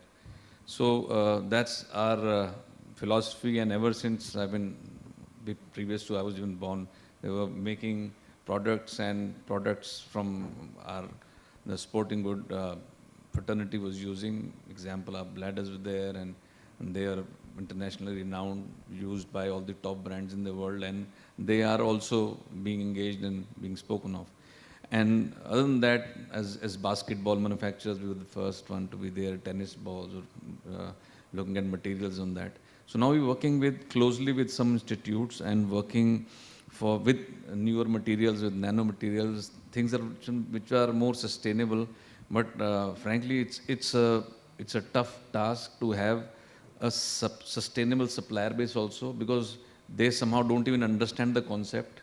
And so to make them to understand that and get time and time again the same thing and getting better with these concepts and improve and deliver as an end product to the consumer, I think it is a channel, but yes, challenge, but we are working out our ways into it.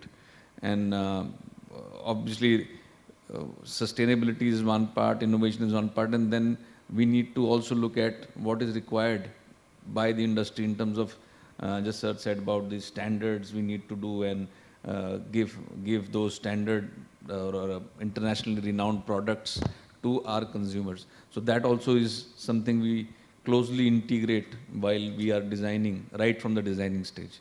That's it. Right, and I think circular economy is becoming a even more important area of focus even from the government perspective. We're seeing a lot of that come in multiple sectors, not just sports. So I think that will also hopefully give the sports manufacturing sustainability piece an impetus in the years ahead. Yes. Rajesh, sorry. I just wanted to also add a small thing that the sports industry, manufacturing at least, needs a good amount of parenting from the sports ministry, because normally when they talk of sports for our needs, we probably have to go and look at the commerce ministry for our all our grants, all our certification needs and everything what we want. But I think in the end of the day, they also keep on pushing us that you need to go to your ministry. So it becomes very tough for us to actually find out who is parenting the sports industry. So just a perspective, it's a $70 billion industry. It's no more by any menial needs a small industry. You've got things like broadcasting, say, rights. So it was like, what, 2,000 crores or something, or some figure way beyond that, or the industries of... For cricket? Yeah, it was 40,000 crores 40,000 over 5 years. crores. So you're looking at something which is phenomenal, and it's not coming out of anything else. It's this industry which is providing it. So I think to parent it as a big body, it makes sense for having a bigger budget, bigger say, guiding the whole ecosystem into getting those medals which are required. So we need to rightly work at the grassroots with the industry, with all the the participants here, all the ecosystem only can come up that way. So I think first and foremost, we need to think that where our priorities lie, we need to see that how these things need to be nurtured. I mean, for us, for all our industry needs, we are fighting pillar to post, and every time to get some certifications, we need some funds so that in general people, get, it's not a, it's a tightly funded, family funded, mostly organizations which are doing it. So I think there is that we need that government's help. Rest we are very capable of doing, we've been doing it. And we amongst us, we're sitting here, have got all the top, whatever we make, we get the top approval. So in terms of our best practices, in terms of our product, I think they're not lacking anywhere in the world. So we approve a certain, or we qualify or a mark, we can do. What we need is some support for branding, make ourselves, these brands more visible in the markets, some certification things which are required, some help there offer. So that is one part we just missed out, and I think you can be be a very big enabler for all this process. Absolutely. Shivji, we were discussing a little bit of sustainability yesterday when we were talking. Can you talk about what Shiv Naresh is doing in terms of sustainable manufacturing practices? Yes, this is a very important topic. Actually, if we see, we have to be environmental friendly. We have to take care of the environment, because whenever we are making garments, a lot of water is wasted and a lot of chemicals are being used. And then basically all the garments are polyester based or nylon based. It's basically a petroleum product. So when we are looking the international trend, the people are going for the recycled, like maybe from the plastic bottles, they are making garments for that. So we have to definitely go into that direction, so that we should leave minimum carbon footprint. For that, already industry is going in that directions, and we are also following the same pattern which the international companies in Europe or America they are doing. We have to follow that, so that at least we should be capable, and our industry will get more business from the international brands also who are making for them, because the fabric which is used, the like polyester fabric is used, if it is used from the plastic bottle, it gives a lot of help. Even now the new kind of yarns have come which are which can be dissolved automatically, like cotton. In 5 years it can be biodegraded. The same way the polyester yarn have also come. The special yarns has been made by the companies, and we are taking that advantage. We have to take the advantage, all the industry has to take the advantage, so that we should be at par with the international standards. And the big advantage with India is that our overall costing is much less. If you see the Europe, say they have to, for recycled, they have, the cost goes to 135%, but whereas our cost goes to 60% only. So we are very much competitive in terms of if we are going to use the recycled material in sports. So with the government, actually whenever we go to the department, we say, sir, please put some initiative for those people who are really saving water and environment, but there is no policy. They say, no, no, it is not with us. So the same in line I am with Neeraj ji, that nobody is recognized the requirement. Actually, it is the very basic requirement. The message should go to the, because government is one of the biggest buyer for the sports garments. So at least the message should go that we have to use at least 10%, 20% of the recycled material. So it will save, in future, we have to be very much, take care of the environment. So that's my point. Absolutely. We are a little pressed for time, so I will ask one question and get all your views on this. What is the one thing that India needs to do strategy-wise or change in terms of how we go about our manufacturing today to get to being a top player in the global manufacturing market faster? Rakesh. My view on this, I mean, I have been quite vocal on this for a number of years. See, the thing is that Rajesh or Shiv or Neeraj or me, what we can do is maybe we can take India to 5x. And today we are 0.5 or less than 0.5. So at the most we can take it to 2.5. But still we are not a global manufacturing hub. Now what needs to be done to get this global manufacturing hub in India? It needs investment. And why would one invest here? Why not in Vietnam? Why not in China? Why not in Thailand? Why not in Philippines or other places? We need to have something extra through the government, by the government, what they did for IT sector 30 years back and where IT went.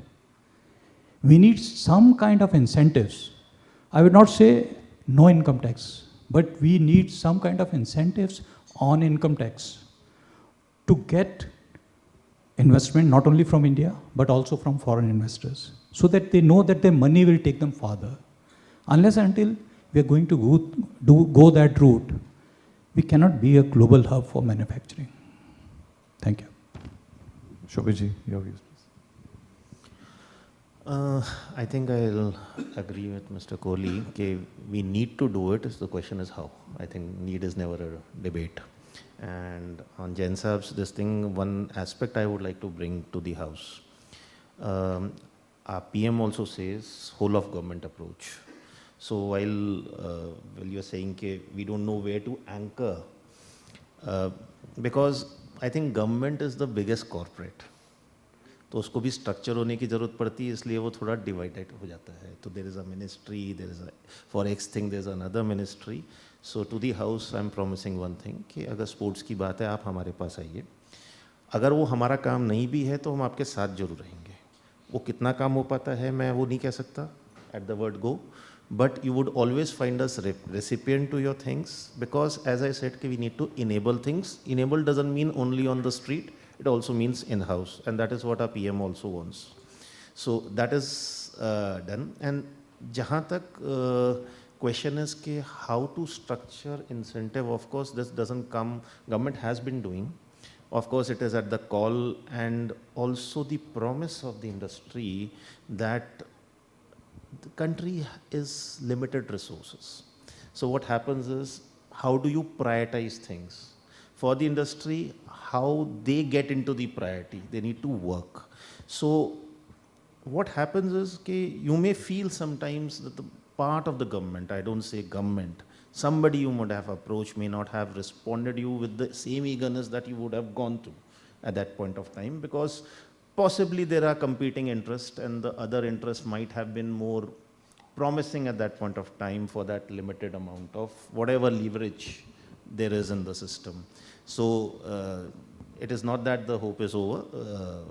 Of course, whatever is possible should be done.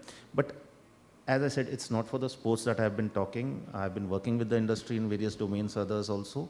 And this is one thing that I have been speaking as an Indian, less as a government is, government enabler hai, theek hai, but now we are poised at the stage that the industry needs to gang up together. I'm using this word very deliberately, क्योंकि आज हम सब साथ जरूर हैं, we are on a common portal forum, everybody, but when somebody is in the market, everybody is a competitor. I have found, and I've worked with industry, bringing the industry to the same forum for a common cause, sometimes quite tough.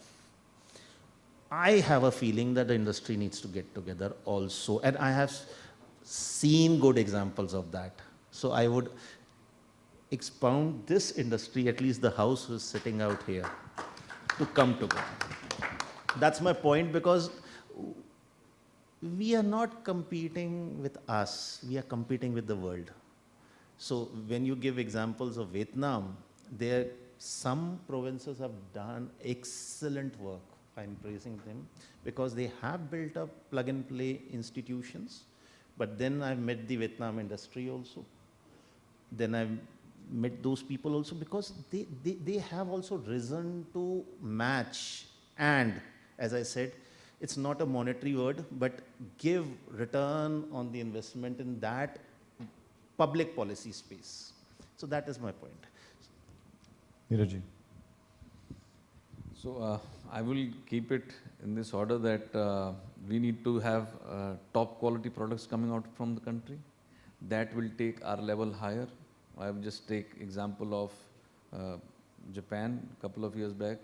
Nobody knew it, but then suddenly they focused, and now the best cars come out from there. They are known for reliability, about their quality. So I think the first and foremost thing is about the product. For that, we need to internationalize the standards, follow them, get rigorous, and keep on giving the best to our players so that they can perform. And they have this feeling that, no, I don't want to, when I be a champion, I'm using a product made in India for and that will be the biggest branding for any of our brands to be there, that, okay, we have arrived, that our very champions are using our product. So one, we need to have product ही नहीं तो कुछ भी नहीं है, वो सबसे पहले चाहिए. उसके बाद services and price and everything would follow for that. I mean, that is all standard what will come, but I think my keyword is only quality, quality and quality here. So. Rajesh, your thoughts? So to me, in all these platforms, when I look and listen to the discussions, one thing we miss is the definition, the real definition of sports equipment. Footwear is sports. Cycle by Hero is sports. Racket, Arvind Mills are making rackets today. Garware is making nets in Pune. Some packaging company in Gujarat is making sports mats. We have limited our definition. Page industry is making swimming costumes. So when we are talking about sports, we limit our definition to very, very small industry, which is based out of Jalandhar or Meerut. I think we have to change that perception. Number two, we need to look at cross-industry partnerships. Sports, as I have in the point number one, I said sports is not sports based out of Jalandhar and Meerut. Fabrics. are made all over. If we are making sportswear, we have to look at the best fabric manufacturer in the country. If we are making sports balls, the material is quite similar to sports footwear upper. Footwear upper materials are made by the footwear manufacturers. We need to collaborate. Cross-industry collaboration needs to be there if we want to head anywhere. And if somebody, Jaliji, I would request you to please compile a data when we talk about sports industry. Please include footwear. Please include sports garments. Page industry is one good example. Arvind Mills is making rackets now. Why not invite all these people to this platform? They would inspire us. They would also cooperate with us. They would also collaborate with us. And that is going to be the real game changer. And again, I say it's not we alone sitting here on this podium who are going to bring in change. The change has to come from outside. Thank you. I think we have to take one thing, if in future we are going to bid Olympic, the same way what China did, that all the international manufacturing companies was told very clearly, if you want to put your product in this Olympic game, then the product must be made within India. So that we have to keep in mind, so that at least we can get the technology for the sports goods, especially. So that once they come here, then we can export to world, because our skills, the labor is now more skilled because of the new policies with the Skill India. We are getting very good trained manpower nowadays. So if we get the chance, we must put this condition. Definitely, will request the government to put this condition mandatory for as China did. So this will help our industry. Thank you. So just to add on that, what Shiv said is what China did during the Beijing Olympics. They not only said that they want to manufacture the goods in India, but they also said that also if the big brands have to come in, we will use your equipment, but it must be branded as a Chinese brand. I mean, you could see a lot of Taishan. I mean, the goods were coming all the way from Netherlands, but you had all the gymnastic equipment with the brand Taishan. I've been propagating, I've been very strongly propagating this, that we have to build brand India through Indian brands. The Prime Minister is also talking about that. And frankly speaking, today in sports, we have quite a lot of Indian brands who are doing really well, whether it is an SG or whether it is a Nivea or whether it is a Shiv Naresh or Costco or so many others. So really we need to support these brands. Like what does China do? If there is an international event, if it's a world championship, a Double Happiness has to pay a certain amount of money. But Double Happiness doesn't pay that money, it's the government which pays the money. If we get the same kind of support from our government, our brands will be seen all over. And India would be seen as a major hub of sporting goods. Thank you. We'll open the floor for just one or two questions.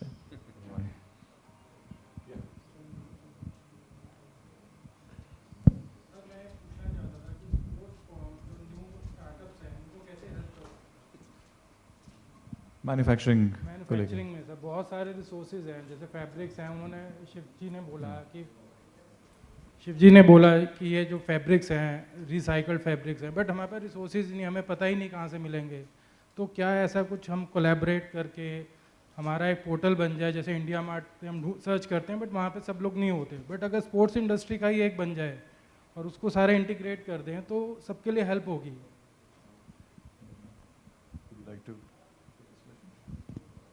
So I think that's a very good suggestion you're saying, and I think out of our Sportscom, I think you can participate and take the message across home, and there are so many participants here. I think they'll be very, very helpful, and we can also start this part on our website, or as you said, for datas and everything, and you will get the help for sure. GeM portal पे भी होता है, but अगर हम sports का totally sports का रहेगा तो वो शायद इंडिया को हम अगर कोई वर्ल्ड ओवर भी कोई सर्च करना चाहेगा इस पोर्टल पे तो इंडिया की सारी कंपनीज एक प्लेटफॉर्म पे दिखेंगी, तो वो हेल्प ज़्यादा करेगा. So there are different associations, manufacturers association and exporters associations. In sports, you can join one of them. Export Promotion Council is there. Sports Goods Manufacturer and Exporters Association is there. We collaborate and reach out to the buyers and sellers both. So I can talk to you about these and you can become part of that. And Sportscom exactly is doing the same thing. It's networking, it's bringing people together. And that's the reason you are here, that's the reason I am here. We are talking to each other. First time I am coming to this. Welcome. Thank you. All right, I think we're out of time. Thank you very much, gentlemen. It was a very insightful discussion. Thanks. Thank you, ladies and gentlemen. May I now invite Mr. Vivek Singh, Senior Vice President, Sportscom Industry Confederation, to kindly give away the mementos to our distinguished speakers as a token of appreciation. Requesting Mr. Singh to kindly, Dr. Shobhit Jain, Joint Secretary, Department of Sports, Ministry of Youth Affairs and Sports.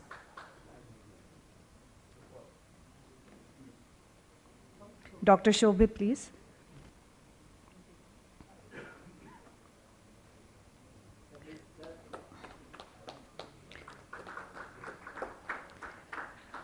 Mr. Neeraj Jain.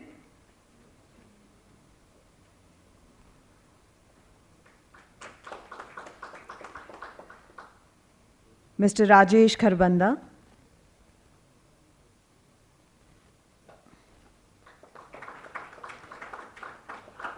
Mr. Shiv Prakash Singh.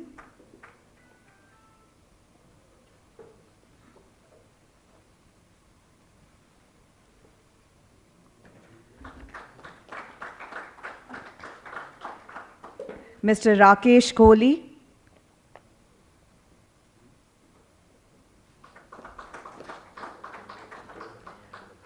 Thank you. Thank you so much, everybody.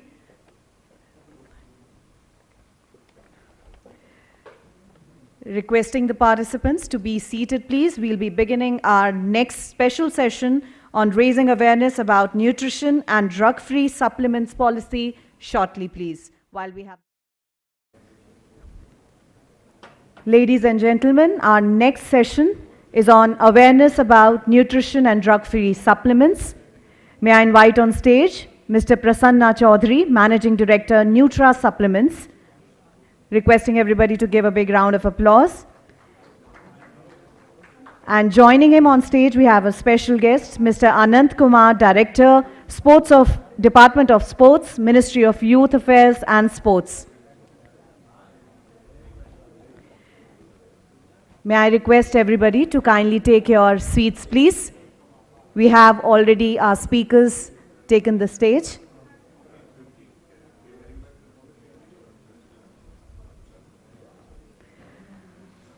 Over to Mr. Chaudhary, please. Thank you.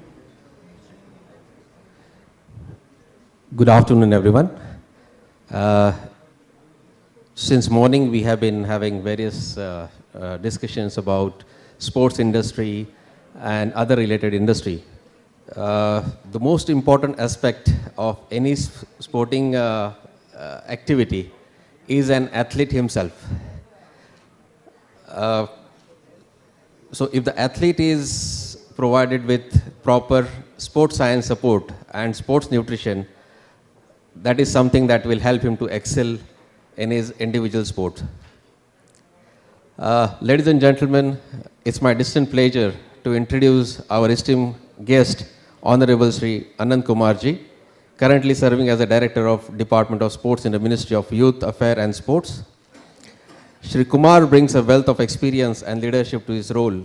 His career spans a remarkable journey through a various pivotal positions, including his impactful tenure as a Director in Ministry of New and Renewable Energy, where he excelled in team management, international relations, and event management within the reclaim of climate change and renewable energy. He is also a mechanical engineer, and it's honor to have him here for today's very, very important topic on raising awareness, a drug-free supplement for a sports person. Welcome, sir. It's a great honor. He will take us to a brief presentation, and then we will have a short interaction with him. Over to you, sir. Thank you, Prasanna, and thank you, Sportscom, for giving me the opportunity to bring this very critical issue over here. Yesterday only we were having discussion in the ministry regarding this drug-free supplements, and we were discussing we need to raise the awareness about this issue, and how do we go about it. And I said, ma'am, I was discussing with Secretary ma'am, and she said, why don't you go and give a presentation to this Sportscom conference being done over there? You will find all the industry leaders, and they would be the persons who would be bringing out this change. So I will thank Sportscom to giving us this opportunity. And this is a very critical issue, and not much has been done. And I think this is the opportune time. Everybody should come together and contribute to this thing. And I will just give a very brief presentation, and maybe after that, just to sensitize all of you here, and after that, maybe we can have a discussion and everybody can share their ideas. How do we go about it? Please. As most of you would be aware, there has been a very recent case in the Paris Paralympics contingent. One of the athletes got banned due to dope in the sample. And that athlete came to the ministry and requested us. But and we can't do much, we were not able to do much. And during the interaction, we found out the protein powder which the athlete was taking was having some banned substances. So this is just one of the examples, but this is a very prevalent, and most of the athletes are not aware that the products they are taking are contaminated or not. So the athletes, being the core of this entire industry, they are the worst affected in this. And in this particular case, he was banned for 12 months, and he was not able to go to the Paris Paralympics. And these are apart from the health risks which they are facing. And I would like to bring to the notice that it is not like one or two samples in the markets or one or two products in the markets are having this issue. You can find numerous studies, and in a very recent study, it was given that 28% of the supplements in the market are having such kind of adulterations or undisclosed substances in them.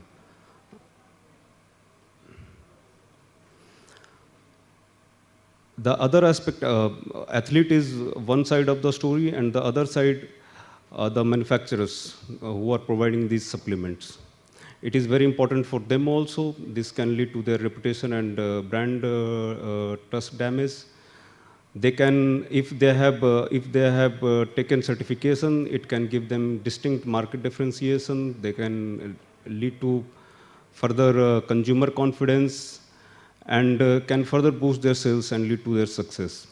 And this is also necessary in view of the rising scrutiny from the regulatory authorities, WADA, NADA, FSSAI, and all. Currently, in the current regulatory landscape, we have WADA, who controls this overall globally and brings out a list of banned substances. Presently, it would be around 297 substances, and it keeps on updating it continuously. NADA is tasked with the job to take the samples from the athletes. NADA itself doesn't take the sample from the health supplements. It takes samples from the athletes, blood sample, urine samples, and in most of the cases where it has been found that athlete has come positive, it is through the food supplements, in most of the cases. And in many cases, when the supplement was sent to our NDTL, National Dope Testing Laboratory, these food supplements were found to be adulterated with banned substances, highlighting the importance of this policy to have the food supplements also being tested. So FSSAI very recently has brought out the latest Food Safety and Standards Regulation 2022 for the nutraceuticals and food for sports person and other specialized dietary supplements. I will just briefly state what is there. It has one special section for food for a sports person, and the products which are especially manufactured for sports person should have this distinct logo as per the FSSAI Nutra regulation. It should be on the box of the product, and it should clearly mention for sports person only. And for mentioning this, this product has to be free from the WADA banned substances. which is updated every year, and it is the responsibility of the manufacturer to ensure to check the WADA banned substances and ensure its food products are free from those. Now the story is like this: FSSAI first brought this regulation in 2016 and then further revised in 2022, but there were no labs in India for testing these supplements. And in absence of this lab, this thing was not implemented. There was a gap for this. Ministry took notice of this thing, and we had talks with different laboratories, and finally 2 laboratories, NFSU and NIPER Hyderabad, they agreed for creating this facility but asked for financial assistance. We had an MOU with them, and then we provided the financial assistance for creating the testing facility. NFSU was inaugurated this year only in February, and it is the first center in our country which has set up for about 250 methods for about 250 plus substances, WADA banned substances. And it also does certification of products also. And any product certified by NFSU can claim it is WADA banned substance free. NIPER has been a bit late, but it is also now ready, and it has got the FSSAI accreditation, ISO accreditation. And it has developed methods for testing 150 banned substances as of now.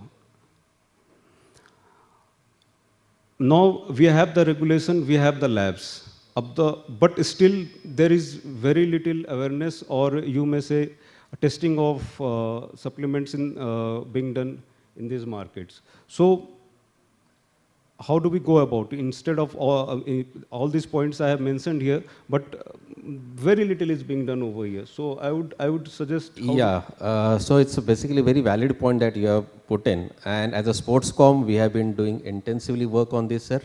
And the Sports Ministry has been, we have been associated since 2017.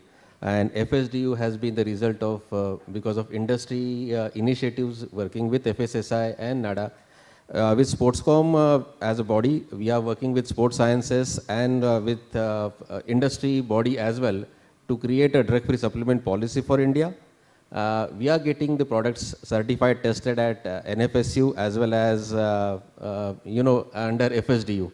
The great initiative has been taken by Sports Ministry, and we as an industry are partnering with you. We know that unfortunately we are in top 5 in dope violation, and supplements is a major concern to this, and we as an industry take that responsibility and are committed to work hand in hand with ministry to minimize the risk of using the supplements. We are also happy that in most of the SAI centers the sports nutrition has been appointed. Our only take is that, still they are not allowed to prescribe any sports supplements, and Make in India should be given on priority, because 80% of the still supplements which are being consumed or recommended by federations are still imported. So under your aegis, I think if we have to push as an industry, we have best of the products, but we need the support from the government for making it compulsory, working with DPI to restrict the unsafe supplements which are being imported, and to have a strict norms and we are ready as an industry to support you, sir. Yeah, coming back to your point, the norms are there, FSSA regulation is there, but somehow there is lack of awareness, and we need to increase the awareness among the athletes, among the sports organization, and in the industry. I hope you all are aware, but we should make the risks associated with it more, the manufacturer should know if it is not abiding by these rules, the damage can be very harsh to them. So we need to work, and as of now, not much is being done. That is the whole issue. We 100% take up very seriously on this issue, sir, and we assure as a Sportscom committee, and we as a manufacturing leader in providing drug-free certified supplements, we ensure that the awareness program working with NADA, with FSSI, with NDTL, we will be working hand in hand to create awareness in more and more industries. and we'll try to support and complement your efforts that you as a, as a sports ministry, the effort that have been taking, for last several years, we will complement and try to do as much as possible. One small question to you, sir, here is how we can, collaboratively, because there are certain flaws as of now with FSDU and with NFSU and with, in manufacturing. There are certain issues that are there. How to, bring those things under your aegis and how we can resolve this, sir? We just wanted your guidance on this. We are working closely with FSSAI, and NDTL is our technical advisor of the ministry for that thing. So if you have any issues, you can bring it to the notice of the ministry, definitely. And we can take FSSAI on board, and we will do the needful. We have been discussing with FSSAI also. Now under FSDU, there is one, they have mentioned that any lab which is FSSAI certified can test the supplements as drug free. So we have, we need to make it sure that only under NFSU or under NIPAR, which are the new labs which are being created, the supplement needs to be tested by them. So this is one clause that we need the attention on this. This point which you are telling has come to light even in this case of the para-athlete which I was mentioning. That para-athlete, in her appeals, he said that there was level of SSCI on the packaging and all those things. But you see, the mandate for this banned substance-free supplement is only when you are using that logo for a sport, FSDU for a sports person only. That's right. Yeah. Then only you can say it is a water banned substance-free. So we must increase the awareness among the athletes to check this logo. Instead of just for checking the FSSAI logo, they should check this logo. That's right, sir. Another thing is that under NFSU, we have been certified under, we're the first company to get certified under NFSU for drug-free. In their form, there's, I think we need to have a primary requisite that it should have FSDU listment in FSSAI. Then only it can be tested under this particular lab.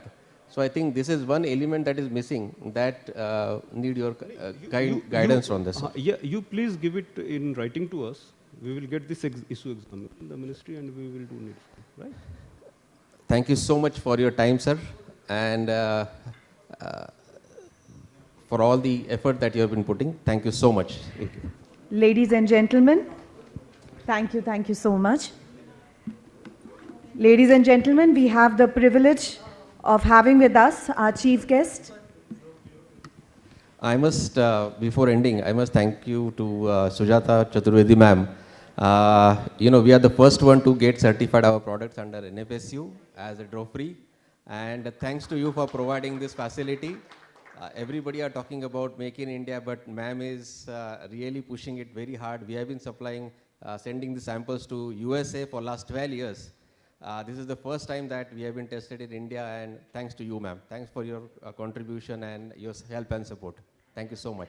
May I take a minute to request Mr. Vivek Singh to kindly present the mementos to our distinguished speakers, please.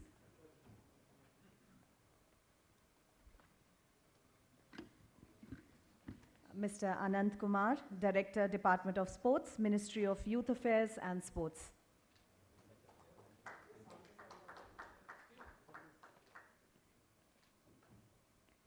Mr. Prasanna Chaudhary, Managing Director, Nutra Supplements.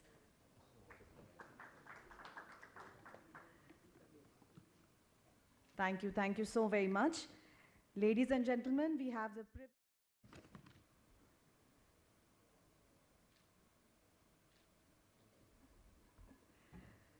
So we have with us our distinguished chief guest, Srimati Sujata Chaturvedi, Honorable Secretary, Department of Sports, Ministry of Youth Affairs and Sports. We are beginning with our inaugural session. May I invite on stage Mr. Jalaj Dani, President, Sportscom Industry Confederation. Mr. Vidushpat Singhania, Treasurer, Sportscom Industry Confederation. Mr. Vivek Singh, Senior Vice President, Sportscom Industry Confederation. Requesting Mr. Jalaj Dani to kindly welcome Sujata Madam, please. Thank you. May I also request Mr. Virendra Gupta, Deputy Director General CII, to kindly join us for the inaugural session, please. Thank you.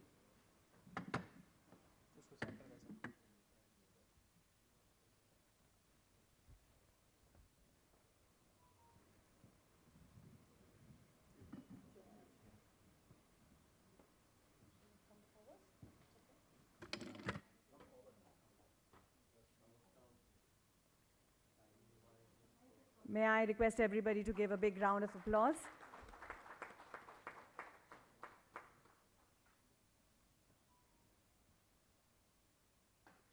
Requesting Mr. Dani to kindly share his remarks, please. Thank you. Good afternoon, friends. We have about 20 minutes. Honorable Secretary has just come from the felicitation function of the para-athletes, and she moves on to the next engagement after this. But I'm just happy that she's here with us. So with that, I would just request Vidyushpat to say a few words.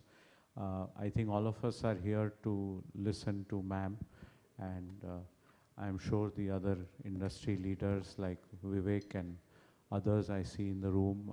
We have all the sporting good manufacturers and other members also in the room. I'm sure they would like to listen to you. We have the event and service providers also in the room. Yeah. Over to you, Vidyushpat. Thank you, sir. I know we have tight on timelines, so I'll be quick. First, we'd like to thank Sujata ma'am for coming to the Sportscom AGM and to this conference. In fact, Sujata ma'am has taken a lead on GST, on CSR, on sports manufacturing, on anti-doping and issues surrounding sports supplements. So she has really taken lead on number of matters. And do credit to her that we've had a good secretary who's really been taking this issue forward. I'll be a very quick introduction to ma'am because again, as I said, we are short on time. Okay. Okay. I think ma'am is wants to address this conference, so I will stop and I'll hand over the mic to ma'am there.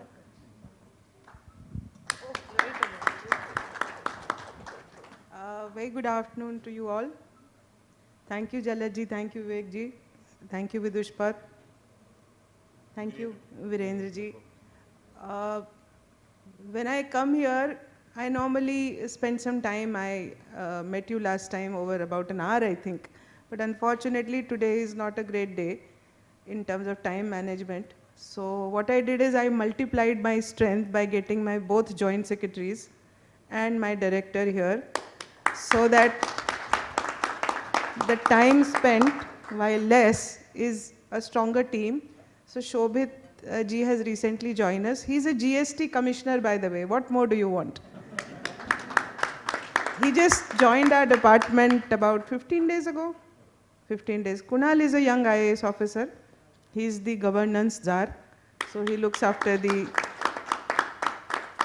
sports federations, and you know how his life is. And Anant also is a new entrant to our department. Anant is a senior director.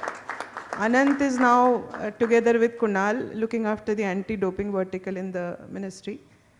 And I am not very happy about my time shortage today, but I can't help it. I have to go to a place which is at least 15 to 20 minutes away. So that will eat into the time that I already don't have.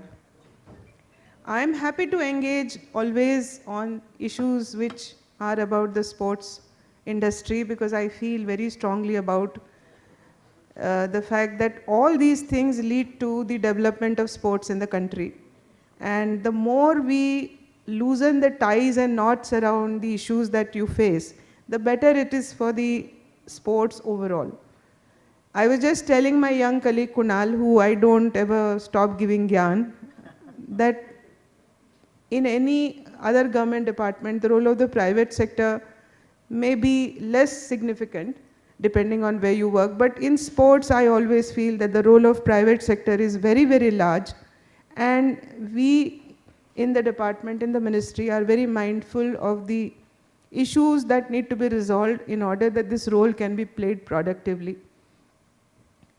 You would be aware that we have had a change of government in the last few months, and I'm happy to say that there are discussions already held, and the issues that stand before us in terms of relaxations and other such difficult legal problems, we are already on top of those issues, and we are once again trying to get past the difficulties and get some results. So I'm hopeful once again that we will get some results in the coming days. My colleague Anant would have mentioned about the laboratories that we have set up. I'm personally very excited about these labs. The lab in Ahmedabad has already started functioning in the National Forensic Science University.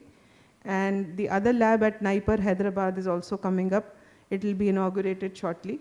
So I would like you to know that these are very niche labs. Such labs exist around the world in very small number.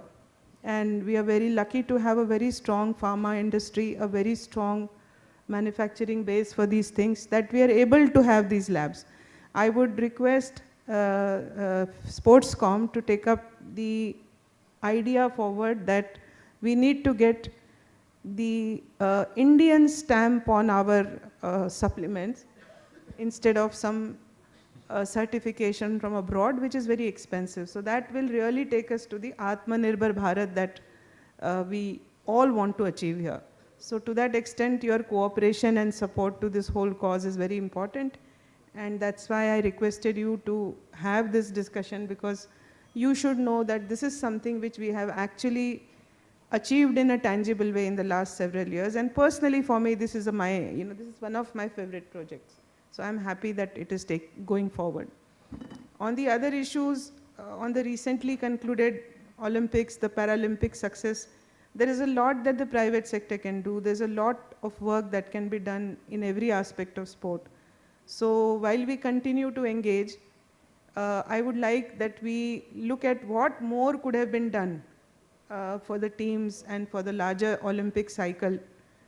We need to sit down and discuss. So I would request this forum also to sit down and discuss in what ways we can start working for the next Olympic cycle. We in the ministry have already started talking about establishing various groups and forums where we can start discussing what needs to be done right away in the longer run for development of sports and for making sure that we improve in every cycle. You would be aware that we had 6 fourth finishes in the Olympics, and one more case of Vinesh Fogart also caught attention. So we are very close to getting a double-digit medal situation, and we are all very hopeful that when we create an ecosystem which supports in every possible way, then this kind of achievement is not very far. LA 2028 should get us there, I think. And Paralympics, of course, we have much more now to expect from what we have already achieved. So in the ministry, we will start discussing various issues with you also very soon. And I hope that we will be much better off in the coming years in terms of our overall preparations. You're also aware that we are looking at hosting the Olympics. That has also become the national agenda now. And the role that we play, all of us sitting here, is becoming very, very important for making the effort of the whole country together as one in creating that enabling atmosphere and the positivity around the bid. And I am very personally very, very hopeful that if we put our efforts together, if we come together as a nation, we have already got the leverage and the systems and the size and the stability to attract the attention of the people who decide these things. So I'm very hopeful on that count, and I also realize and recognize what an enormous task it is. It is far bigger than cleaning your house before Diwali. So we should all start thinking about it in our own spheres of work.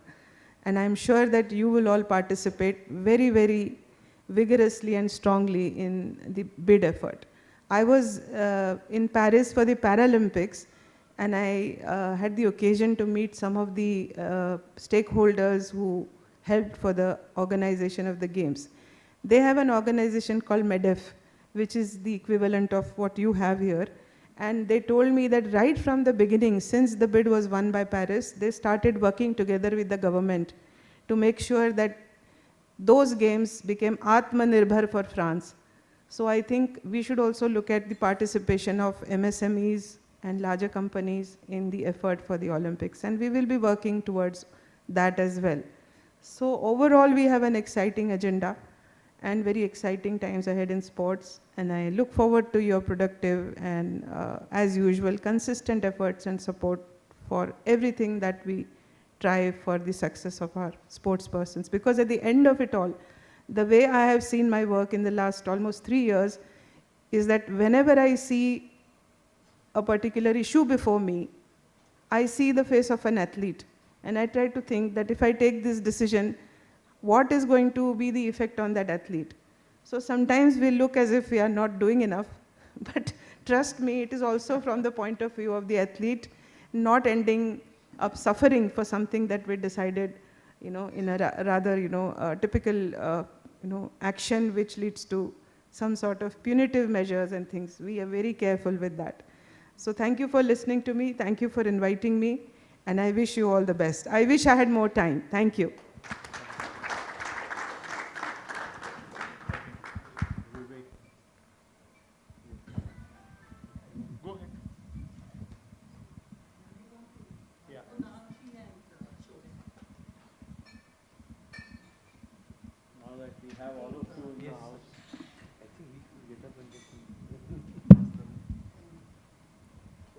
Requesting Mr. Dani to kindly welcome.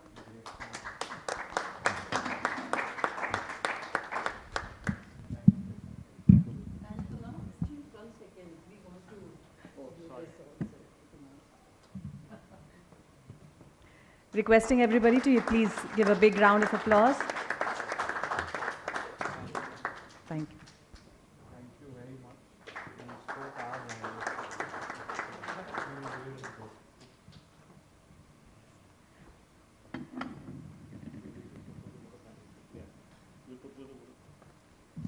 Requesting Mr. Singh to kindly. Yeah, whatever is comfortable.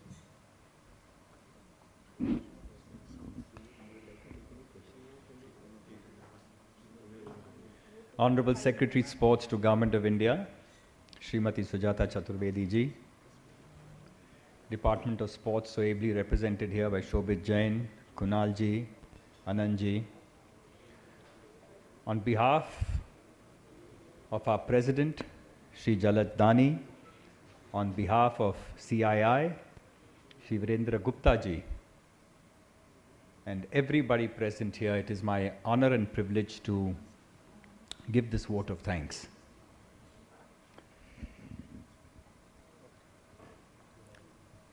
It has been an absolutely enriching morning. I mean, who would have known that Neeraj Jain of Costco would mention a $70 billion manufacturing industry in India, ma'am? That's how big it is. So many facets came out that awaken us, that need our attention. And it's so good to see the stakeholders here. Kho-Kho Federation of India President was here, ma'am, Shri Sudhanshu Mittal ji. And he said that the role of Sportscom in the sporting firmament of India is indispensable. And he has urged us to be a repository of all knowledge when it comes to sports. It is so heartening that speakers enlightened us, but they enlightened us with a positivity. It was not just, okay, this needs to be done, that needs to be done. I remember when Anandji spoke that 28% of supplements in the Indian market may not be above board, and that directly affects an athlete's lives. I think this is so wonderful. So many aspects covered here, and I think एक ऐसा चुनौती दी गई है हमें कि along with government we can make the sporting sector the #1 sector in India. Shobhit ji spoke that government is ever ready to work and listen. There were certain issues flagged, ma'am, whereby certain areas like manufacturing, even though they are sports-centric, don't know where to go to. When they go to Ministry of Sports, it says Ministry of Commerce. When they go to Ministry of Commerce, they say Ministry of Sports. So these are things which are work in progress, ma'am, and I know this will all be addressed. And its time has come, because from the Prime Minister downwards, the encouragement that we receive today has never been seen before in this country, and this is a fact. Ma'am has just come here. She was, like she had said, she had planned to spend more time. I had the privilege of meeting her yesterday. She had planned to spend more time. But where was she? She was with the Prime Minister, felicitating and greeting our Paralympians who've just returned from Paris. That just shows where this country is headed and where our sporting sector is headed. Ma'am, it's only 6 grams of gold, only 6 grams in an Olympic gold medal. But that 6 grams can actually lift the worth of a nation. And I'm so glad that we are recognizing this. I'm so glad that we are conscious of the sporting soft power that we bring to this world. To the manufacturing industry, I think you have done an amazing job. We had, ma'am, all the biggest manufacturers here from Shiv Naresh to Savvy to Stag to everybody was here. And I think they are just at a critical mass, just waiting to explode to the world. I don't think the world is ready, ma'am. If our Indian manufacturing sector can just be given a few incentives, I think the way they can explode to the world, I don't think the world is even, would be even aware of such a dynamism that exists here. And it was very heartening to see that, ma'am. As far as our Secretary of Sports is concerned, whenever I meet with her, which is an absolute privilege and pleasure, she's always wanting to know about the future, saying what is happening, where is it going? So I'll tell her, ma'am, dear, she says, yes, yes, these all will solve. That positivity, that forward thinking, ma'am, has been your hallmark, and we are very grateful to you for not only being here with us, but guiding us in your last few years that you have spent as the Secretary in charge of sports for Government of India. So thank you so much, ma'am. A lot of that credit goes to you and to your wonderful sports department.